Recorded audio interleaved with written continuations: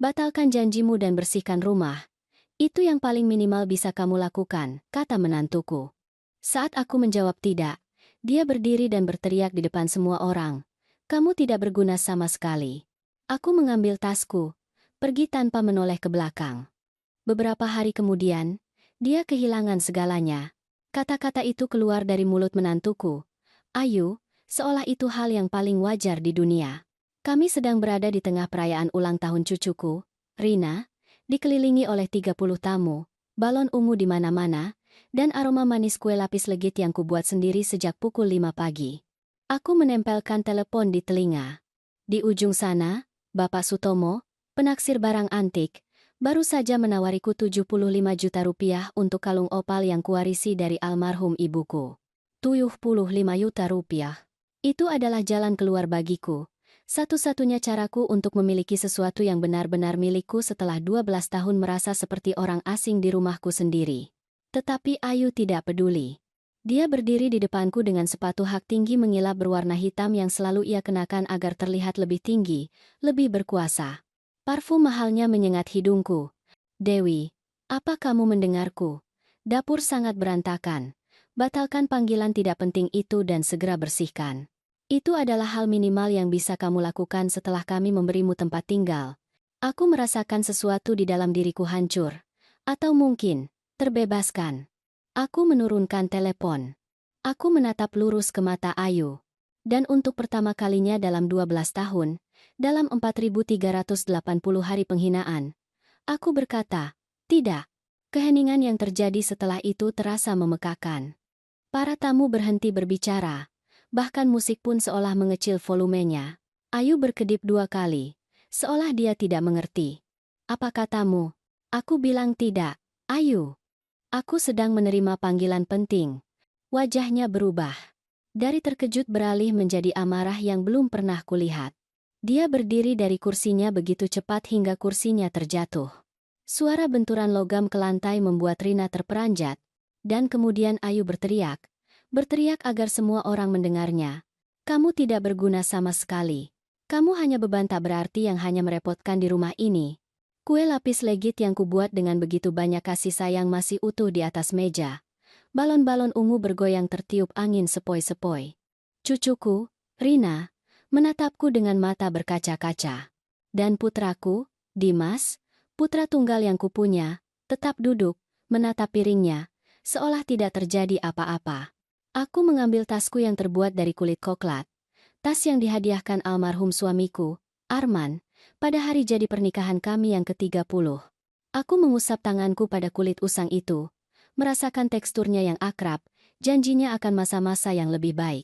Aku menatap Dimas untuk yang terakhir kalinya, berharap, aku tidak tahu lagi apa yang kuharapkan. Dan aku pun pergi. Aku berjalan di antara para tamu dengan kepala tegak. Meskipun di dalam aku merasa hancur berkeping-keping. Aku mendengar bisik-bisik, tatapan iba, keheningan canggung yang kutinggalkan. Aku tidak menoleh ke belakang. Yang tidak mereka ketahui, yang Ayu tidak pernah bayangkan saat dia berteriak padaku di depan semua orang, adalah bahwa panggilan yang dia ganggu itu bukanlah panggilan biasa. Bapak Sutomo sedang menunggu jawabanku tentang kalung opal itu, batu-batu warna-warni yang berkilauan dengan semua warna pelangi, kalung yang sama yang diserahkan ibuku di ranjang kematiannya, sambil berkata, simpanlah untuk saat kamu benar-benar membutuhkannya. Saat itu telah tiba. Tetapi apa yang terjadi selanjutnya? Apa yang kutemukan di hari-hari berikutnya? Jauh lebih buruk daripada yang bisa dibayangkan siapapun. Dan Ayu, dengan semua racun dan kesombongannya, sama sekali tidak tahu bahwa teriakan itu, penghinaan di depan 30 saksi itu, baru saja menyegel nasibnya. Jika kamu pernah merasa tidak berharga di rumahmu sendiri, tetaplah mendengarkan sampai akhir cerita ini. Karena yang akan terjadi selanjutnya, tidak ada yang menyangka. Dan jika pengakuan ini menyentuh sesuatu di dalam dirimu, silakan dukung kanal ini untuk terus berbagi kisah-kisah seperti ini. Kisah-kisah yang perlu diceritakan. Aku tiba di rumah Siti dengan mata yang sudah kering. Air mataku sudah habis di perjalanan. Dia membuka pintu, melihat wajahku, dan tidak bertanya apa-apa. Dia hanya memelukku. Namun, untuk memahami bagaimana aku sampai pada momen itu, pada teriakan yang membelahku di depan 30 orang, Aku harus kembali ke masa lalu. Aku harus menceritakan bagaimana seorang wanita berusia 68 tahun, pemilik rumahnya sendiri, berakhir merasa seperti pembantu tanpa gaji di tempat yang dia bangun bersama suaminya. Semuanya dimulai 12 tahun lalu, ketika Arman meninggal. Itu hari Selasa. Hari Selasa di bulan Oktober, di mana langit begitu biru hingga terasa tidak nyata. Arman sedang menyiram bunga bougainville di taman, bunga fuksia yang sangat ia sukai, ketika dia tiba-tiba berhenti. Serangan jantung itu datang tiba-tiba. Dia bahkan tidak sempat memanggilku. Aku menemukannya di sana, di antara bunga-bunga, selang air masih di tangannya. Bulan-bulan pertama adalah neraka keheningan. Rumah terasa besar, kosong, penuh hantu dari percakapan yang tidak akan pernah kami lakukan lagi. Dimas datang mengunjungiku setiap akhir pekan, khawatir, penuh kasih sayang. Dia membawa Ayu dan Rina, yang saat itu baru berusia 6 bulan. Ibu tidak bisa tinggal sendirian di rumah sebesar ini, kata Dimas sambil menuangkan kopi. Mengapa kita tidak tinggal bersama? Jadi ibu tidak akan sendirian, dan kami bisa menghemat biaya sewa apartemen. Kedengarannya masuk akal, kedengarannya seperti kasih sayang anak. Betapa naifnya aku. Pada awalnya, Ayu adalah orang yang berbeda, ramah, perhatian, bahkan penuh kasih sayang. Dia membantuku menyiapkan makan malam, bertanya bagaimana tidurnya, memelukku ketika melihatku sedih. Aku pikir aku telah mendapatkan bukan hanya seorang menantu, tetapi juga seorang putri. Perubahan itu terjadi secara bertahap, begitu lambat sehingga aku tidak menyadarinya. Dimulai dengan hal-hal kecil, komentar tentang masakanku. Aduh, Dewi, apa tidak kebanyakan garam? Kemudian tentang cara berpakaianku. Di usia ibu, sebaiknya pakai warna yang lebih kalem, kan? Kemudian tentang teman-temanku dari kelompok merajut. Nenek-nenek itu hanya akan bergosip. Ibu membuang-buang waktu saja. Ketika Rina berusia 1 tahun, Ayu berhenti dari pekerjaannya untuk mengurus anak, katanya.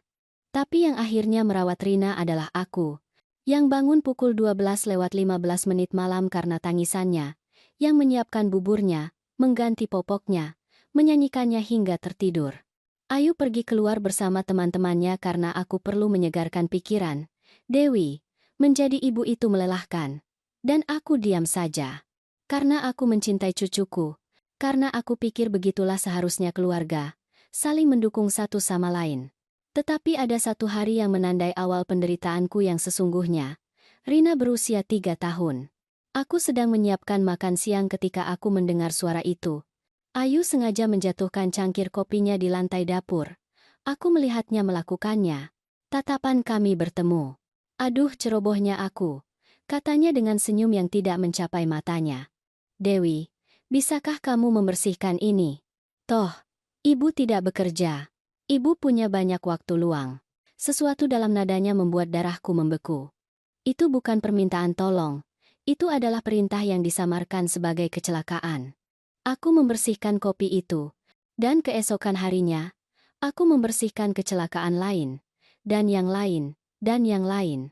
Tahun-tahun berikutnya adalah lingkaran ke bawah yang aku tidak tahu bagaimana harus keluar. Aku diberi tugas seolah-olah aku bagian dari inventaris rumah, memasak sarapan, makan siang, dan makan malam. Mencuci pakaian semua orang, menyetrika kemeja Dimas dan gaun Ayu, membersihkan 3 kamar mandi. Mengepel, mengelap, merapikan. Sementara itu, Ayu dan Dimas pergi makan malam di restoran-restoran mewah. Mereka bepergian ke Bali, ke Yogyakarta, ke Lombok. Mereka kembali dengan kulit kecoklatan dan bahagia, dengan koper penuh pakaian baru. Ibu, aku bawakan syal ini. Aku melihatnya dan teringat ibu, kata Dimas, memberiku sesuatu yang jelas merupakan barang termurah dari toko souvenir. Aku tersenyum dan melipatnya di lemari kecilku. Karena ya, lemariku sangat kecil. 8 tahun lalu, Ayu memasuki kamarku, kamar utama, yang telah kubagi dengan Arman selama 35 tahun. Dewi, kami butuh kamar ini. Lebih besar, dan Dimas butuh ruang untuk kantor di rumah. Ibu akan lebih nyaman di kamar pembantu. Sangat nyaman. Kamar pembantu, 3 meter kali 2,5 meter. Di sebelah ruang cuci, di mana suara mesin cuci membangunkanku setiap pagi pukul 6. Di mana di musim panas-panasnya tak tertahankan karena tidak ada kipas angin. Di mana bau deterjen menempel di pakaianku, di rambutku, di paru-paruku. Tapi yang terburuk bukanlah kamar itu. Yang terburuk adalah kesepian. Satu-satunya pelarianku adalah hari Kamis. Setiap hari Kamis pukul 4 sore, aku berkumpul dengan kelompok merajutku di rumah Siti. Kami adalah 6 ibu-ibu, semua janda atau bercerai. Semua dengan kisah untuk diceritakan sambil merajut taplak meja, serbet, blus. Ayu membenci hari Kamis itu. Ibu mau keluar lagi? Rina butuh ibu, katanya. Meskipun Rina baik-baik saja bermain dengan tabletnya, betapa egoisnya ibu, Dewi. Ibu hanya memikirkan diri sendiri, tapi aku tetap pergi. Itu adalah satu-satunya bagian diriku yang tersisa. Sampai 3 bulan lalu terjadi sesuatu yang seharusnya membuka mataku selamanya. Itu adalah hari ulang tahunku, 68 tahun. Aku meminta izin kepada Ayu. Sebulan sebelumnya, apakah aku bisa menggunakan ruang tamu untuk mengundang teman-teman merajutku? Kami hanya ingin minum kopi, makan kue, mengobrol. Tentu, Dewi, ini rumah ibu juga, katanya dengan senyum sempurna yang telah aku pelajari untuk tidak mempercayainya. Pada hari ulang tahunku, aku pulang setelah berbelanja. Aku membuka pintu dan menemukan ruang tamu penuh dengan teman-teman Ayu. Musik keras, botol-botol minuman anggur, makanan ringan di mana-mana. Dewi, tepat waktu, teriak Ayu di atas musik. Kami mengadakan pertemuan mendadak. Bisakah ibu membawakan kami lebih banyak es? Teman-temanku sedang menungguku di rumah Siti. Aku harus menelepon mereka untuk membatalkan. Ada hal mendadak, kataku, dengan suara bergetar. Siti tidak percaya padaku. Dewi, apa yang terjadi di rumah itu? Tidak ada, Siti. Semuanya baik-baik saja, tapi tidak ada yang baik-baik saja. Dan hari itu, sambil menyajikan es untuk teman-teman Ayu di ruang tamuku sendiri, di hari ulang tahunku, sesuatu di dalam diriku mulai mati. Atau mungkin, mulai terbangun. Karena 3 bulan kemudian, di ulang tahun Rina, ketika Ayu berteriak padaku di depan semua orang bahwa aku tidak berguna, bagian diriku yang telah tidur, terhina, terinjak-injak selama 12 tahun, akhirnya berkata, "Cukup." Siti membukakan pintu untukku pukul 8 malam. Dia mengenakan daster katun bermotif bunga, yang ia pakai ketika tidak mengharapkan tamu lagi, dan kacamata bacanya tergantung pada rantai emas. Cukup dengan melihat wajahku untuk mengetahui bahwa dia telah menungguku. "Masuk, Dewi. Teh sudah siap." Dia tidak bertanya apa yang terjadi. Siti memiliki kebijaksanaan yang hanya diberikan oleh 70 tahun kehidupan dan 40 tahun persahabatan. Dia tahu aku akan bicara ketika aku siap. Aku duduk di dapurnya, di meja kayu tempat kami merajut selama bertahun-tahun, tempat kami menangisi suami kami yang meninggal, tempat kami tertawa hingga sakit perut. Aroma teh kamomil melingkupiku seperti pelukan. Dia berteriak padaku, kataku akhirnya, di depan 30 orang. Dia bilang aku tidak berguna sama sekali. Siti menyajikan teh dalam cangkir porselen putih yang sangat ia jaga. Dia tidak mengatakan apa-apa. Dia hanya menunggu. Dan kemudian aku hancur. Aku menceritakan semuanya padanya. Bukan hanya tentang ulang tahun Rina, tetapi juga segalanya. 12 tahun kematian kecil setiap hari, tatapan meremehkan, kecelakaan kopi, bagaimana mereka mengambil kamarku, bagaimana aku menghabiskan ulang tahunku yang terakhir dengan menyajikan es. Aku tidur di sebelah ruang cuci, di kamar yang bahkan tidak punya jendela sungguhan. Hanya lubang ventilasi di mana matahari masuk dan membangunkanku pukul 5 pagi. Siti meletakkan cangkirnya di atas meja dengan bunyi keras. Dan rumah itu, atas nama siapa rumah itu? Aku berkedip. Aku tidak memikirkannya selama bertahun-tahun. Arman meninggalkannya untukku, kurasa. Kurasa? Siti bangkit dengan energi yang belum pernah kulihat selama berbulan-bulan. Dewi, di mana surat-surat rumah itu? Di ruang kerja. Tapi sekarang itu kantor Ayu. Dia mengunci semuanya. Siti pergi ke kamarnya dan kembali dengan sebuah map. Dia membukanya di atas meja dan mengeluarkan beberapa dokumen yang langsung kukenali. Itu adalah salinan akta yang Arman dan aku tanda tangani ketika kami membeli rumah itu. 38 tahun lalu. Ketika Arman meninggal, apakah kamu menandatangani sesuatu untuk mengalihkan kepemilikan? Aku mengingat kembali. Aku ingat bulan-bulan pertama, rasa sakit, kebingungan, pertemuan dengan notaris, surat-surat warisan, wasiat. Tidak. Arman menyerahkan segalanya padaku. Tidak ada yang perlu dialihkan. Aku adalah satu-satunya pewaris. Kalau begitu rumah itu masih atas namamu, Dewi. Namamu, bukan nama Dimas. Bukan nama Ayu. Namamu. Kata-kata itu jatuh di atasku seperti air dingin. Selama 12 tahun aku merasa seperti tamu yang tidak nyaman. Seperti seseorang yang harus berterima kasih karena diberi tempat tinggal. Ayu telah mengulanginya berkali-kali sehingga aku akhirnya mempercayainya. Tetapi rumah itu adalah milikku. Kamu harus melihat surat-surat itu, desak Siti.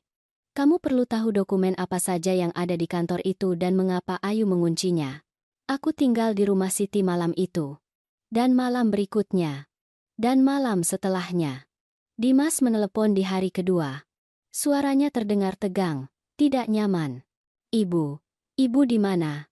Kami khawatir. Khawatir, kata yang aneh sekali. Aku baik-baik saja, Dimas. Aku butuh waktu untuk berpikir. Dengar, Bu, aku sudah bicara dengan Ayu. Dia berlebihan, ya? Ibu tahu bagaimana dia kalau sedang stres. Dengan pesta Rina, pengeluaran, semua itu. Pulanglah. Kita bisa membicarakannya. Aku mendengar suara dari latar belakang. Suara Ayu. Meskipun aku tidak bisa membedakan apa yang dia katakan. Aku belum akan kembali. Apa? Suara Dimas naik 1 oktav. Ibu, jangan drama. Itu rumah ibu juga. Rumahku juga. Seolah itu adalah konsesi. Seolah mereka memberiku bantuan. Selamat tinggal, Dimas. Aku menutup telepon sebelum dia bisa menjawab. Tanganku gemetar. Selama 3 hari itu, Siti dan aku berbicara seperti yang tidak pernah kami lakukan selama bertahun-tahun. Dia menceritakan hal-hal yang dia perhatikan, tetapi tidak pernah dia katakan kepadaku, menghormati harga diriku, menunggu sampai aku melihatnya sendiri. 2 tahun lalu, di acara kumpul keluarga di komplek kita, Ayu bilang ke tetangga bahwa ibu punya masalah ingatan, bahwa ibu pelupa, bahwa ibu sering bingung. Aku terkejut. Aku tidak lupa apa-apa, Sid. Aku tahu. Tapi dia sedang menanamkan ide, menyiapkan lahan. Untuk apa? Siti menatapku dengan mata abu-abunya yang telah melihat terlalu banyak dunia. Untuk menyatakan ibu tidak cakap, Dewi. Untuk mengambil semuanya dari ibu. Malam itu aku tidak bisa tidur. Aku berbaring di kamar tamu Siti, menatap langit-langit, merasakan bagaimana potongan-potongan teka-teki yang tidak kuketahui sedang kubangun mulai menyatu. Komentar tentang usiaku. Lelucon tentang ingatanku. Cara Ayu selalu memotongku ketika aku berbicara dengan orang lain, menyelesaikan kalimatku, mengoreksi apa yang kukatakan. Itu bukan kecerobohan. Itu bukan kurangnya rasa hormat biasa. Itu adalah sebuah rencana. Pada hari ketiga, Siti membuat nasi uduk untuk sarapan. Kami duduk di ruang makannya yang kecil, dengan matahari pagi masuk melalui jendela, dan dia mengatakan sesuatu yang akan mengubah segalanya. Aku punya seorang keponakan, Yusuf. Dia seorang pengacara, spesialis hukum keluarga. Kasus-kasus seperti kasusmu, kasus-kasus seperti kasusku, penyalahgunaan ekonomi dan emosional terhadap lansia oleh anggota keluarga. Itu lebih umum dari yang ibu kira, Dewi. Dan itu adalah kejahatan. Kata kejahatan menghantam dadaku. Aku tidak ingin menyeret putraku ke dalam masalah hukum. Aku hanya ingin. Apa yang kuinginkan? Rasa hormat. Rumahku kembali, hidupku? Aku tidak tahu, Sid. Dia anakku, dan ibu adalah ibunya. Wanita yang melahirkannya, membesarkannya, mencintainya. Apakah itu tidak dihitung? Aku tidak punya jawaban untuk itu. Sore itu, Dimas muncul di rumah Siti. Dia membawa bunga-bunga yang dijual di supermarket, terbungkus plastik. Dia terlihat lelah, tetapi tidak menyesal. Ibu, hentikan drama ini. Ayo pulang. Ini bukan drama, Dimas. Ayu sangat menyesal. Dia sudah bicara dengan Rina. Dia menjelaskan bahwa ada kesalahpahaman. Anak itu merindukan ibu. Selalu, Rina. Mereka selalu menggunakan cucuku sebagai umpan emosional. Dan kamu, Dimas?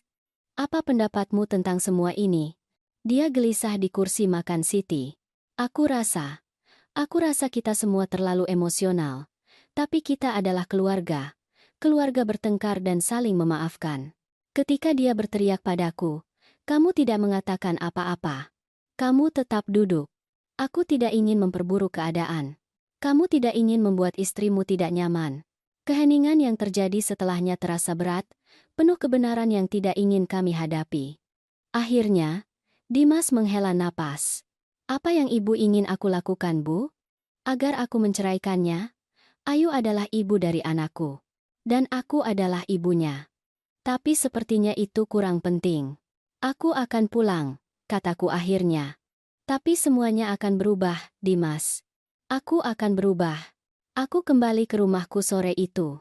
Ayu sudah menungguku di ruang tamu. Ketika dia melihatku masuk, matanya berkaca-kaca.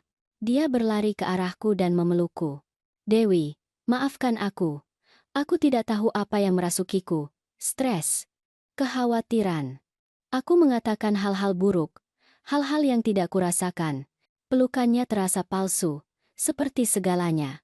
Tapi aku membalas pelukannya, karena Dimas menatap kami dari tangga dengan harapan di matanya. Baiklah, Ayu. Ibu benar-benar memaafkanku? Air matanya membasahi blusku. Benar. Tapi di dalam, sesuatu telah berubah. Sambil memeluknya, sambil mencium parfum mahalnya dan merasakan air mata buayanya, aku mengingat kata-kata Siti. Dia sedang menyiapkan lahan untuk mengambil semuanya darimu. Dan pada saat itu, memeluk menantuku yang menangis palsu, aku membuat keputusan. Jika dia bermain catur, aku juga akan bermain.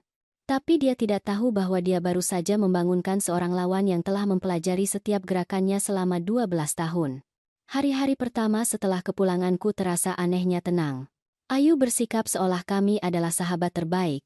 Dia bertanya apakah aku tidur nyenyak, menyajikanku kopi di pagi hari, bahkan menawarkan bantuan untuk menyiapkan makan malam. Semuanya adalah kebohongan yang begitu sempurna hingga hampir lucu. Dimas tampak lega. Lihat, Bu, kalian hanya perlu bicara.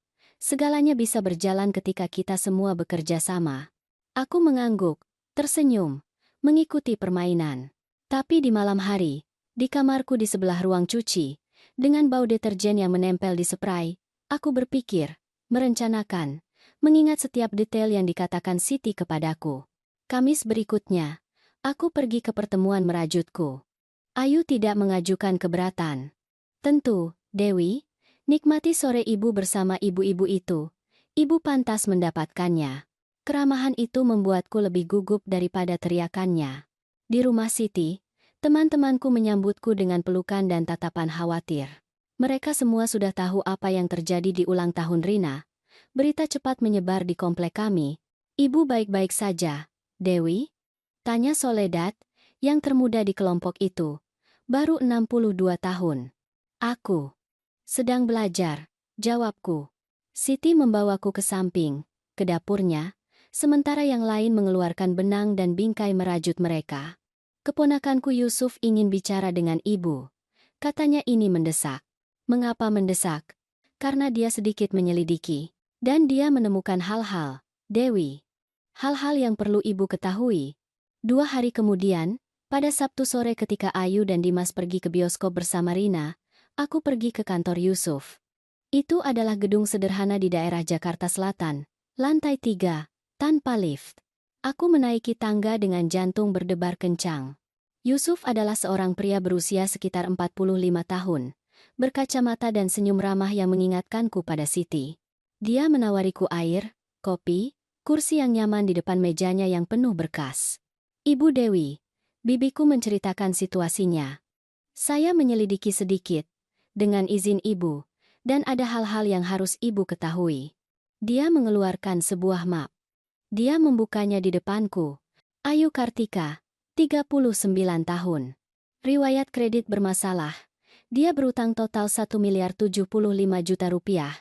Dari 3 kartu kredit, 2 pinjaman pribadi, dan 1 pinjaman jaminan. Aku kehabisan napas. 1.075 miliar rupiah? Bunga memakan dia hidup-hidup. Pembelian berlebihan, perjalanan, restoran, pola pengeluarannya tidak berkelanjutan. Aku memikirkan semua perjalanan ke Bali, pakaian merek mahal, sepatu mahal, makan malam di restoran di mana satu piring berharga sebanyak yang kuhabiskan untuk makanan selama seminggu. Itulah mengapa dia membutuhkan rumah itu, kataku dengan suara pelan. Tepat. Rumah ibu, menurut kantor pertanahan, memiliki nilai perkiraan 5.750 juta rupiah. Jika dia berhasil menjualnya, dia bisa membayar utangnya dan masih ada sisa untuk memulai hidup baru. Tapi ada masalah. Rumah itu atas namaku. Benar. Dan menurut hukum, selama ibu masih hidup dan sepenuhnya menggunakan kemampuan mental ibu, tidak ada yang bisa menyentuh properti itu tanpa persetujuan ibu. Kata hidup bergema di kepalaku dengan cara yang tidak kusukai. Dan bagaimana jika seseorang menyatakan aku tidak cakap secara mental? Yusuf menatapku dengan mata yang telah melihat terlalu banyak kasus seperti kasusku. Maka putra ibu, sebagai kerabat langsung, dapat mengajukan perwalian hukum, dan dengan perwalian itu dia dapat membuat keputusan tentang aset ibu, termasuk penjualan rumah. Meskipun ibu tidak setuju, jika ibu dinyatakan tidak cakap secara hukum, pendapat ibu tidak lagi penting di mata hukum. Aku bersandar di kursi. Aku merasa dinding-dinding menutupiku. Bibiku mengatakan bahwa Ayu telah berkomentar di komplek tentang dugaan masalah ingatan ibu. Aku tidak punya masalah ingatan. Saya tahu, tapi dia sedang membangun narasi. Saksi yang bisa menyatakan bahwa ibu pelupa, bahwa ibu bingung, bahwa ibu butuh pengawasan. Ini adalah proses yang lambat tetapi efektif. Apa yang bisa aku lakukan? Yusuf menutup map itu dan menatapku langsung. Melindungi diri, mendokumentasikan semuanya, dan bersiap untuk apa yang akan terjadi. Aku kembali ke rumah dengan kepala berputar. 1.075 juta rupiah utang. Rumahku bernilai hampir 6 miliar rupiah. Potongan-potongan itu menyatu dengan kejelasan yang membuatku mual. Malam itu, saat makan malam, Ayu melontarkan bom itu. Dewi, kita perlu membicarakan sesuatu yang penting. Dimas meletakkan garpunya di piring. Rina bermain dengan tabletnya di ruang tamu. Kami ingin merenovasi rumah. Sudah bertahun-tahun perlu perbaikan. Kamar mandi, dapur, kamar tidur, semuanya. Merema ya kan? Ulangku. Ya. Kami sudah menabung, tapi tidak cukup. Kami butuh sekitar 400 juta rupiah untuk memulai. 400 juta rupiah. Sepertiga dari utangnya. Aku tidak punya uang sebanyak itu, Ayu. Tapi ibu punya kalung itu. Suaranya masih manis, tetapi ada baja di baliknya. Kalung opal yang sangat ibu jaga itu. Bibiku punya toko perhiasan di Jakarta Pusat. Dia bisa menaksirnya, memberi ibu harga yang bagus. Sudah ditaksir. 75 juta rupiah. Mata Ayu berkilat. Lihat. Sempurna. Ibu jual kalungnya. Kita gunakan 400 juta rupiah untuk renovasi dan ibu simpan sisa 350 juta rupiah. Ini saling menguntungkan. Untuk merenovasi rumahku, rumah kita, Dewi, Dimas campur tangan untuk pertama kalinya. Kita semua tinggal di sini. Kita semua mendapat manfaat. Aku terus menatap piring sup kacang merahku. Sendok gemetar di tanganku. Aku akan memikirkannya. Tidak banyak yang perlu dipikirkan, Bu. Suara Dimas mengeras. Itu adil. Kami membayar tagihan, makanan, semuanya. Yang paling minimal adalah ibu menyumbang sesuatu. Disitulah dia. Wajah sesungguhnya di balik topeng.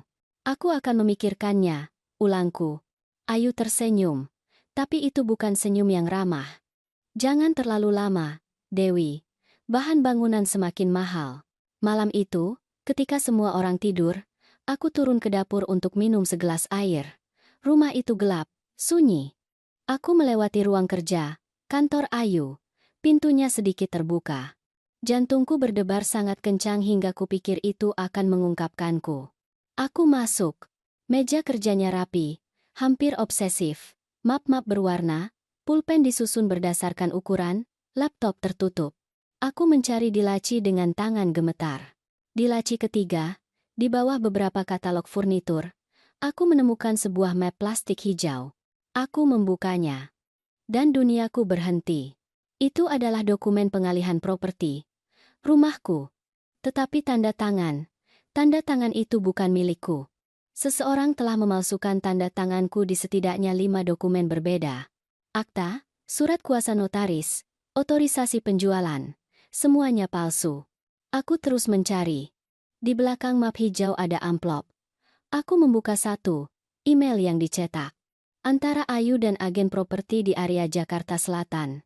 Ibu Kartika yang terhormat, kami mengonfirmasi penerimaan dokumentasi. Rumah di Jakarta Selatan siap didaftarkan segera setelah kami mendapatkan akta akhir. Harga yang disarankan, 6.250.000.000 rupiah. Komisi kami adalah 4%. Kami menunggu kabar. Tanggal email. 2 minggu lalu. Ada amplop lain. Yang ini dengan kop surat firma hukum. Proses deklarasi ketidakcakapan mental. Klien, Ayu Kartika. Subjek, Dewi Puspita, Janda Arman. Janji, 28 November 2025, 28 November. Dalam waktu 2 minggu, aku mengeluarkan ponselku. Dengan tangan gemetar, aku memotret setiap dokumen, setiap email, setiap lembar kertas di map terkutuk itu. Ketika aku selesai, aku menyimpannya persis seperti semula. Aku menutup laci.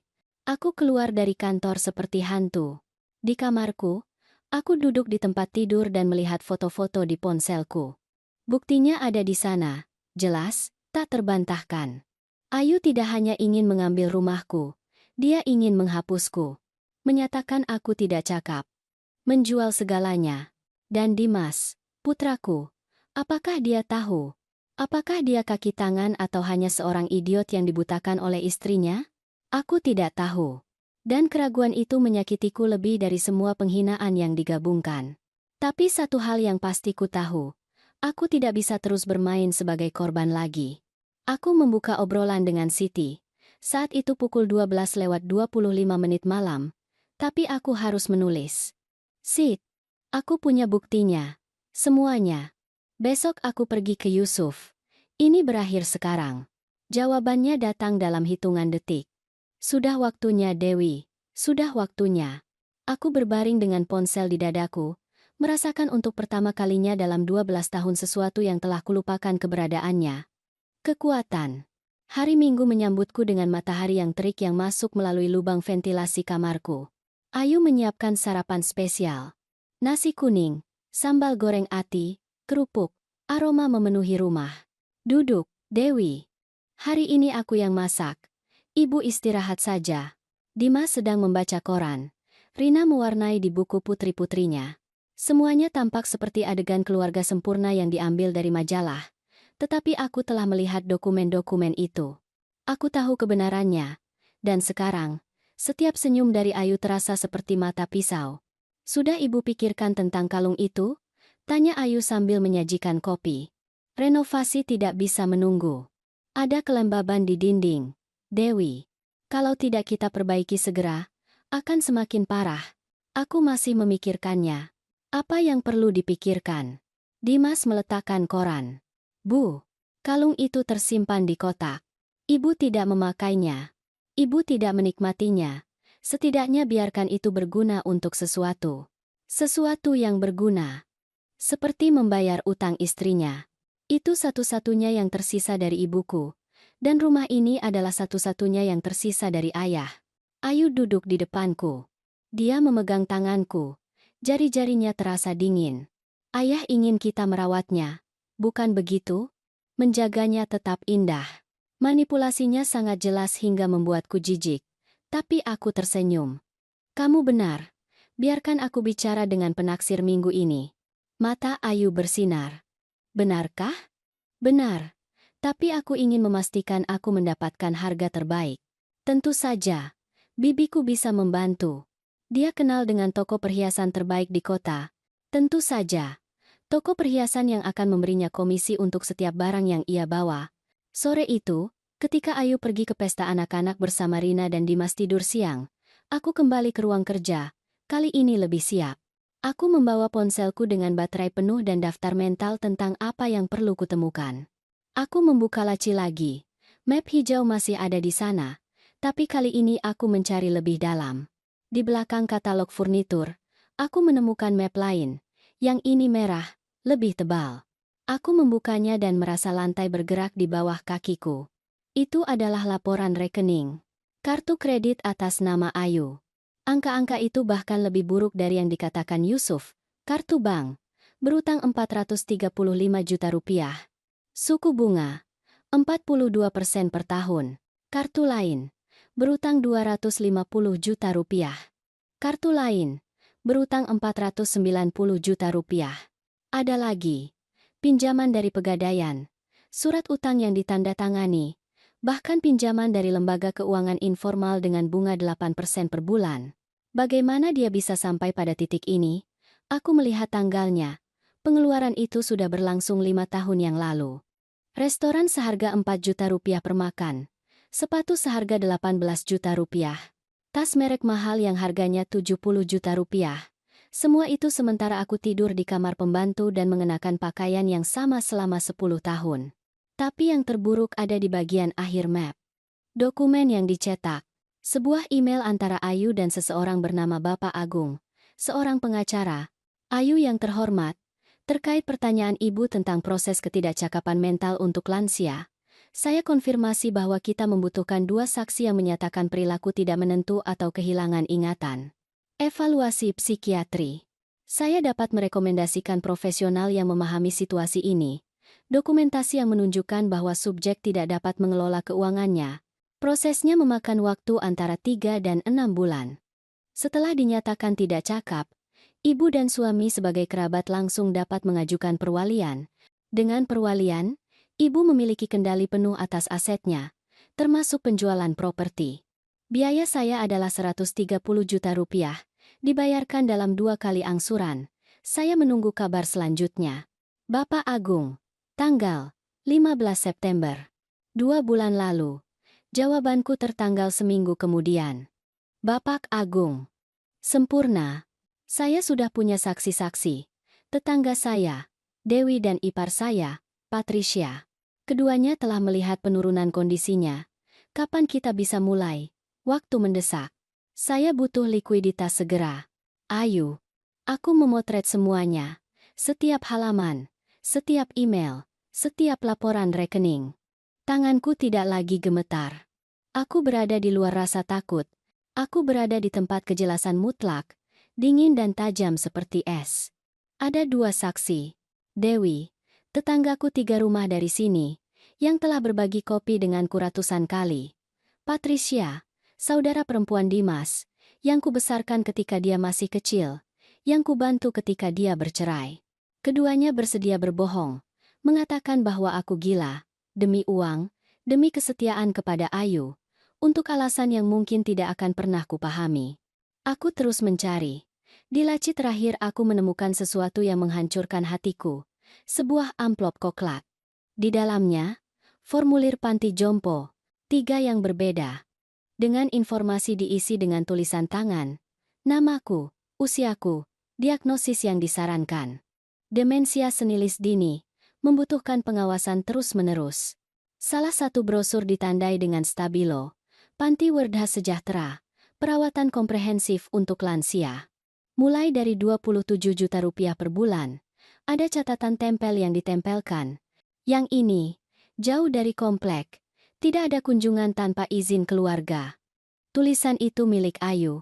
Aku duduk di kursi meja kerja, dikelilingi oleh bukti kehancuranku sendiri yang telah direncanakan. Aku tidak menangis. Aku tidak punya air mata lagi untuk ini. Ayu tidak hanya menginginkan rumahku. Dia ingin menghapusku. Menempatkanku di panti jompo yang jauh, di mana tidak ada yang bisa melihatku, di mana aku tidak bisa membela diri atau mengatakan yang sebenarnya. Dan kemudian menjual segalanya. Membayar utangnya. Memulai dari awal dengan uangku, di rumahku, dengan hidupku terkubur di panti jompo seharga 27 juta rupiah per bulan. Aku mendengar mobil parkir di luar. Suara-suara. Ayu telah kembali. Aku menyimpan semuanya dengan cepat. Menutup laci, aku keluar dari ruang kerja tepat ketika pintu depan terbuka. Dewi, ibu di mana? Suara Ayu terdengar ceria. Palsu. Di sini, Di dapur, suaraku keluar dengan sangat tenang. Dia masuk sambil menggendong Rina. Cucu perempuanku dicat wajahnya seperti kupu-kupu, dengan kilauan merah muda di pipinya. Lihat, nenek, aku kupu-kupu. Kamu cantik sekali, sayangku. Ayu menurunkannya ke lantai.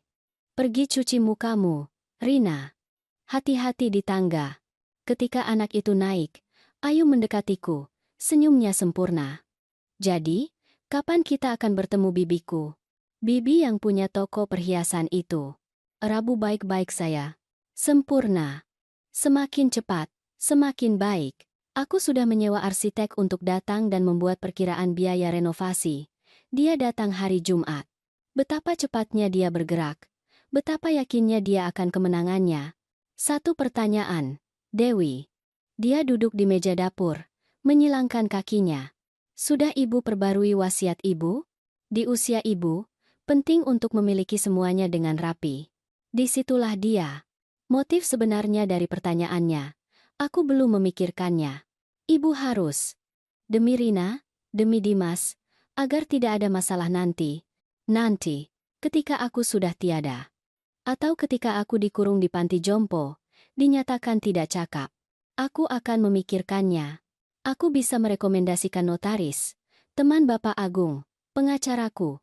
Dia bekerja dengan sangat baik. Bapak Agung, pengacara yang sama dari email, yang menuntut 130 juta rupiah untuk menghapusku secara hukum. Terima kasih, Ayu. Kamu sangat baik. Untuk itulah kami ada. Kami adalah keluarga. Keluarga. Kata yang telah dia gunakan sebagai perisai, sebagai alasan, sebagai penjara selama 12 tahun. Malam itu, setelah makan malam, aku berpura-pura sakit kepala dan pergi tidur lebih awal ke kamarku. Aku menutup pintu. Aku duduk di tempat tidur dengan ponselku. Aku mengirim semua foto ke Siti dan Yusuf. Setiap dokumen, setiap email, setiap laporan rekening. Jawaban Yusuf tiba dalam waktu 20 menit. Ibu Dewi, ini cukup untuk mengajukan tuntutan pidana, pemalsuan dokumen, percobaan penipuan, konspirasi untuk melakukan perampasan. Kita bicara tentang 2 hingga 12 tahun penjara. Saya perlu bertemu ibu besok pagi. Kita akan menghentikan ini sebelum terlambat. Siti meneleponku. Suaranya terdengar aneh, tegang. Dewi, ibu baik-baik saja? Ibu yakin ingin melakukan ini, melaporkannya. Dia ibu dari cucu ibu. Dia istri dari putra ibu. Ini akan meledakkan keluarga ibu. Aku melihat sekeliling kamar kecilku. Bau deterjen, tempat tidur sempit, lubang ventilasi tempat matahari masuk setiap pagi untuk membangunkanku terlalu pagi. Keluargaku sudah meledak, Sid. Aku hanya menyangkalnya selama 12 tahun. Keheningan di ujung sana. Baiklah. Kalau begitu kita akan melakukannya dengan benar. Kita akan melindungi ibu. Dan kita akan memastikan dia tidak bisa melakukan ini pada orang lain lagi. Aku menutup telepon dan berbaring. Untuk pertama kalinya dalam beberapa bulan aku tidur nyenyak. Karena aku tahu bahwa perang telah dimulai.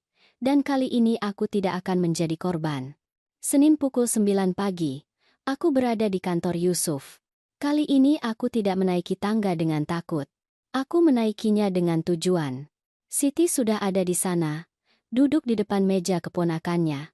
Dia memelukku ketika aku masuk. Sudah ibu bawa semuanya. Aku mengeluarkan ponselku dan meletakkannya di atas meja. Semuanya ada di sini. Foto, dokumen, email, semuanya. Yusuf menghubungkan ponselku ke komputernya dan mulai meninjau gambar-gambar itu. Wajahnya menjadi semakin serius dengan setiap foto. Ini serius. Ibu Dewi. Sangat serius. Seberapa serius? Pemalsuan dokumen resmi adalah kejahatan federal 2 hingga 8 tahun penjara. Percobaan perampasan. 6 bulan hingga 3 tahun. Penipuan. 3 bulan hingga 12 tahun tergantung jumlahnya. Dan jika kita tambahkan upaya deklarasi ketidakcakapan yang curang, dia melepas kacamatanya dan menatapku langsung. Kita bicara tentang hukuman yang bisa mencapai 12 tahun penjara. Ayu Kartika melakukan beberapa kejahatan serius. 12 tahun. Rina akan berusia 24 tahun ketika ibunya keluar. Cucuku. Bisikku. Saya tahu. Yusuf menutup laptopnya. Itulah mengapa kita perlu melakukan ini dengan benar. Ini bukan hanya tentang menghukum. Ini tentang melindungi ibu dan, jauh di lubuk hati, juga anak itu. Bagaimana? Kita akan membangun kasus yang kuat. Kita akan mengumpulkan lebih banyak bukti. Dan kita akan memastikan bahwa ketika ini meledak, ibu sepenuhnya terlindungi secara hukum dan fisik. Siti memegang tanganku. Yusuf menyelidiki lebih banyak hal. Pengacara itu membuka map baru di mejanya. Saya membuat beberapa panggilan. Kontak di sektor keuangan. Ayu tidak hanya berutang 1,75 miliar rupiah. Ada lebih banyak utang yang tidak muncul dalam riwayat kredit resminya. Lebih banyak? Pinjaman dengan perorangan. Uang yang dia pinjam dari teman-teman, kerabat. Saya menemukan setidaknya 4 orang yang meminjamkannya uang dan tidak pernah dia bayar. Jumlahnya berkisar antara 30 juta hingga 150 juta rupiah. Dia menghitung di kalkulatornya. Kita bicara tentang utang real yang melebihi 2 miliar rupiah. Aku terdiam. 2 miliar rupiah. Dan dia ingin menyelesaikannya dengan rumahku, kalungku, hidupku. Ada lagi. Lanjut Yusuf. Saya menyelidiki saksi-saksi yang dia sebutkan dalam email. Dewi dan Patricia. Patricia, saudara perempuan Dimas. Ipar perempuanku sendiri. Apa yang kamu temukan? Dewi menerima pembayaran dari Ayu 3 minggu lalu. 45 juta rupiah. Transfer bank. Dengan keterangan pinjaman. Tapi tidak ada dokumentasi pinjaman apapun. Dia membayarnya untuk berbohong tentang aku. Begitu kelihatannya. Mengenai Patricia, Yusuf ragu. Dia memiliki 2 kartu kredit yang dijamin oleh Ayu. Jika Patricia tidak membayar, Ayu bertanggung jawab. Ini adalah bentuk pemerasan timbal balik. Ayu memiliki kendali atas dia. Ipar perempuanku sendiri. Anak yang kubantu besarkan ketika ibunya, mertuaku, sakit. Gadis yang menangis di pelukanku ketika dia bercerai. Dan Dimas? Tanyaku dengan suara serak. Apakah putraku tahu semua ini? Yusuf bertukar pandang dengan Siti. Itu pertanyaan yang perlu kita jawab. Apakah dia kaki tangan atau dia korban lain? Bagaimana kita mengetahuinya? Dengan mengamatinya, mendokumentasikan, melihat apakah dia menandatangani dokumen, apakah dia berpartisipasi dalam pembicaraan tentang penjualan. Untuk saat ini kita tidak tahu. Ketidakpastian itu membunuhku di dalam. Aku perlu tahu apakah putraku, anak yang kulahirkan, kubesarkan, kucintai selama 42 tahun, berpartisipasi dalam kehancuranku. Apa yang kita lakukan sekarang? Tanyaku. Pertama, kita akan melindungi ibu. Yusuf mengeluarkan beberapa dokumen. Saya perlu ibu menandatangani ini. Ini adalah pernyataan di hadapan notaris di mana ibu menyatakan bahwa ibu sepenuhnya menggunakan kemampuan mental ibu. Kami juga akan melakukan evaluasi psikologis lengkap dengan dokter bersertifikat. Untuk apa? Untuk memiliki bukti yang tak terbantahkan bahwa ibu baik-baik saja. Ketika Ayu mencoba menyatakan ibu tidak cakap, kita punya bukti bertanggal yang menunjukkan sebaliknya. Dan rekening bankku, saya sudah memeriksanya. Ibu punya 95 juta rupiah di bank. Tidak banyak, tapi itu milik ibu. Saya sarankan ibu mentransfernya ke rekening baru, di bank lain, hanya atas nama ibu, tanpa penerima manfaat. Bagaimana jika Ayu menyadarinya? Biarkan dia menyadarinya.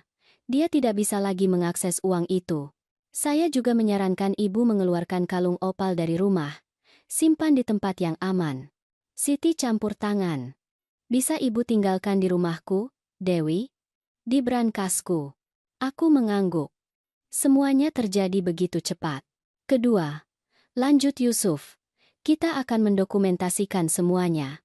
Setiap percakapan dengan Ayu, setiap tuntutan, setiap ancaman, ponsel ibu punya perekam suara. Gunakan itu. Di Indonesia, rekaman berlaku sebagai bukti jika salah satu peserta percakapan tahu bahwa dia direkam. Kamu ingin aku merekam menantuku? Saya ingin ibu melindungi diri, Ibu Dewi. Ayu berencana menghancurkan ibu. Ibu berhak membela diri. Dia benar. Tapi merekam percakapan, mengumpulkan bukti. Aku merasa seperti mata-mata di rumahku sendiri. Dan setelah itu, kapan kita melaporkannya? Ketika kita punya cukup bukti percobaan yang sudah dilakukan. Untuk saat ini, kita hanya punya dokumen palsu yang belum digunakan secara resmi. Kita perlu dia mengambil langkah selanjutnya. Agar dia mencoba menggunakan dokumen-dokumen itu. Agar dia melanjutkan proses ketidakcakapan. Saat itulah kita bertindak. Membiarkannya terus maju, hanya sedikit lagi. Cukup agar kejahatan itu dilakukan dan kasusnya kuat. Tapi saya akan memantau semuanya. Pada tanda bahaya nyata pertama, kita bertindak. Aku merasa seolah berdiri di tepi jurang. Ada satu hal lagi, kata Yusuf. Saya perlu ibu memikirkan apa yang ibu inginkan terjadi setelah ini. Setelah ini, ketika semua ini terungkap, ketika Ayu ditangkap, apa yang ibu ingin terjadi dengan putra ibu, dengan rumah ibu, dengan Rina? Aku belum memikirkan sejauh itu. Aku begitu fokus untuk bertahan hidup sehingga aku tidak merencanakan setelahnya. Aku butuh waktu untuk memikirkannya. Ambillah, tapi pikirkan baik-baik, karena keputusan yang ibu ambil sekarang akan menentukan sisa hidup ibu.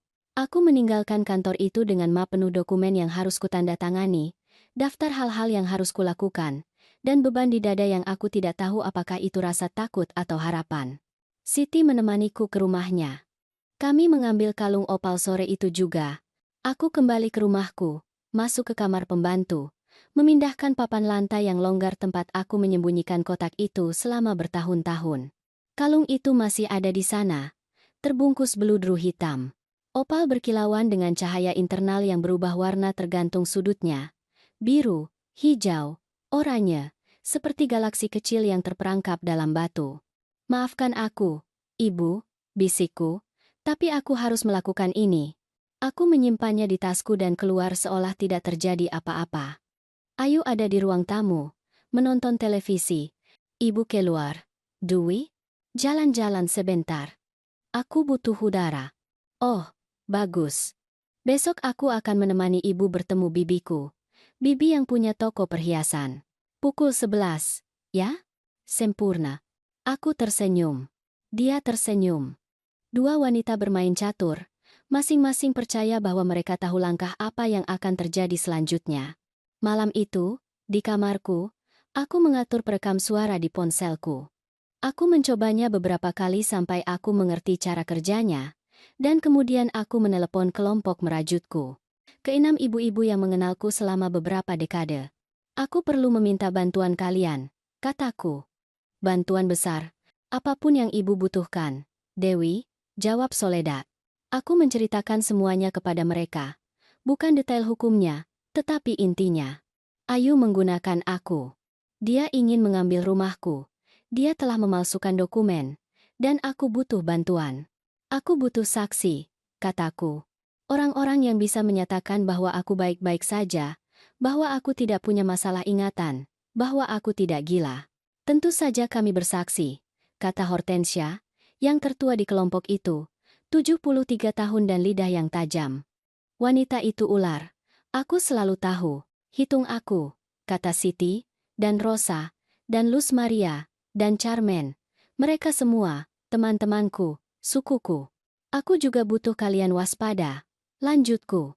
Jika sesuatu terjadi padaku, jika aku menghilang, jika aku dibawa ke suatu tempat, aku perlu kalian mencari Siti, menelepon Yusuf. Tidak akan terjadi apa-apa, kata Siti dengan tegas. Karena sekarang ibu terlindungi. Ibu tidak sendirian lagi. Aku menutup telepon dengan mata penuh air mata. Tapi kali ini air mata yang berbeda. Bukan karena rasa sakit, tetapi karena rasa syukur. Karena Siti benar. Untuk pertama kalinya dalam 12 tahun aku tidak sendirian. Aku punya pengacara. Aku punya bukti. Aku punya saksi. Aku punya teman yang bersedia berjuang bersamaku. Dan Ayu, dengan semua rencana sempurnanya dan dokumen palsunya, sama sekali tidak tahu apa yang akan menimpanya. Aku berbaring malam itu memikirkan ibuku. Bagaimana dia mengajariku merajut ketika aku masih kecil. Tusukan demi tusukan, dengan kesabaran, membangun sesuatu yang indah dari ketiadaan. Hidup itu seperti merajut, nak, katanya padaku. Kadang-kadang kamu harus membongkar semuanya dan memulai lagi, tapi jika kamu punya kesabaran dan tidak menyerah, pada akhirnya akan keluar sesuatu yang indah. Aku telah membongkar hidupku selama 12 tahun, tusukan demi tusukan, membiarkan Ayu merajut jaringnya di sekitarku. Tapi sekarang aku sedang merajut sesuatu yang baru, dan kali ini desainnya adalah milikku. Hari Selasa disambut dengan langit abu-abu. Awan rendah yang mengancam hujan tetapi tidak pernah menepati janjinya. Ayu masuk ke dapur berseri-seri dengan gaun warna marun yang pasti harganya lebih mahal dari yang kuhabiskan untuk makanan dalam 2 bulan. Siap untuk bertemu bibiku? Aku menyentuh tasku. Kosong. Kalung itu aman di rumah Siti. Siap. Sempurna. Ibu pasti akan menyukainya. Tokonya ada di Jakarta Pusat, di mall yang sangat mewah. Dia menjual barang antik, perhiasan koleksi. Dia akan tahu menghargai nilai sebenarnya dari kalung ibu. Kalungnya. Dia sudah menganggapnya miliknya dalam pikirannya. Kami naik ke mobil Ayu, sebuah mobil Jepang abu-abu yang masih harus dia cicil. AC-nya berbau parfum mahalnya. Aku meletakkan tanganku di atas tas, merasakan ponselku di dalamnya. Perekam suara sudah menyala. Dewi, ada sesuatu yang ingin kukatakan pada ibu. Suaranya terdengar manis, hampir penuh kasih sayang. Aku tahu tahun-tahun ini tidak mudah bagi kita berdua, tapi aku ingin ibu tahu bahwa aku menghargai ibu, bahwa aku menghargai semua yang telah ibu lakukan untuk kami. Aku tetap menatap jendela. Terima kasih, Ayu. Itulah mengapa aku ingin ibu mengerti bahwa renovasi itu penting. Bukan hanya untuk kami. Ini untuk ibu juga. Bayangkan punya kamar mandi baru, lebih aman, dengan pegangan, shower dengan lantai anti-selip. Itu akan sempurna untuk usia ibu. Pegangan. Seolah aku seorang yang lemah. Kedengarannya bagus. Dan aku juga sudah berpikir. Dia berhenti sejenak, seolah memilih kata-katanya dengan hati-hati. Dimas dan aku sudah bicara. Kami pikir akan baik jika ibu punya ruang sendiri. Rumah yang lebih kecil, lebih mudah diurus. Sesuatu di mana ibu tidak perlu khawatir tentang tangga, tentang perawatannya. Disitulah dia. Rencana yang sesungguhnya, menjual rumahku dan mengirimku ke tempat yang lebih kecil, lebih mudah diurus. Mungkin panti jompo seharga 27 juta rupiah per bulan itu. Rumah kecil, atau apartemen. Di gedung dengan keamanan, dengan orang-orang seusia ibu bisa punya teman baru, punya kegiatan. Itu akan seperti membebaskan ibu. Membebaskanku. Kata yang aneh untuk menggambarkan apa yang sebenarnya dia inginkan. Menyingkirkanku. Dan kalian akan tinggal di rumah ini. Ya, itu logis, kan? Kami lebih muda. Rina tumbuh. Dia butuh ruang. Dan ibu akan lebih nyaman di tempat yang lebih sesuai untuk tahap kehidupan ibu. Tahap kehidupanku. Seolah di usia 68 tahun aku sudah dengan satu kaki di kuburan. Kedengarannya seperti kamu sudah merencanakan semuanya. Dia tertawa. Tawa ringan tanpa kegembiraan sejati. Itu bukan rencana, Dewi. Itu hanya sebuah ide. Agar kita semua lebih baik. Tapi pertama-tama kita butuh uang dari kalung itu. Untuk memulai, kami tiba di mall.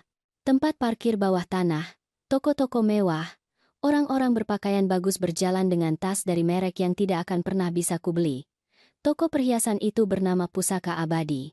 Etalase elegan dengan perhiasan antik di atas beludru hitam.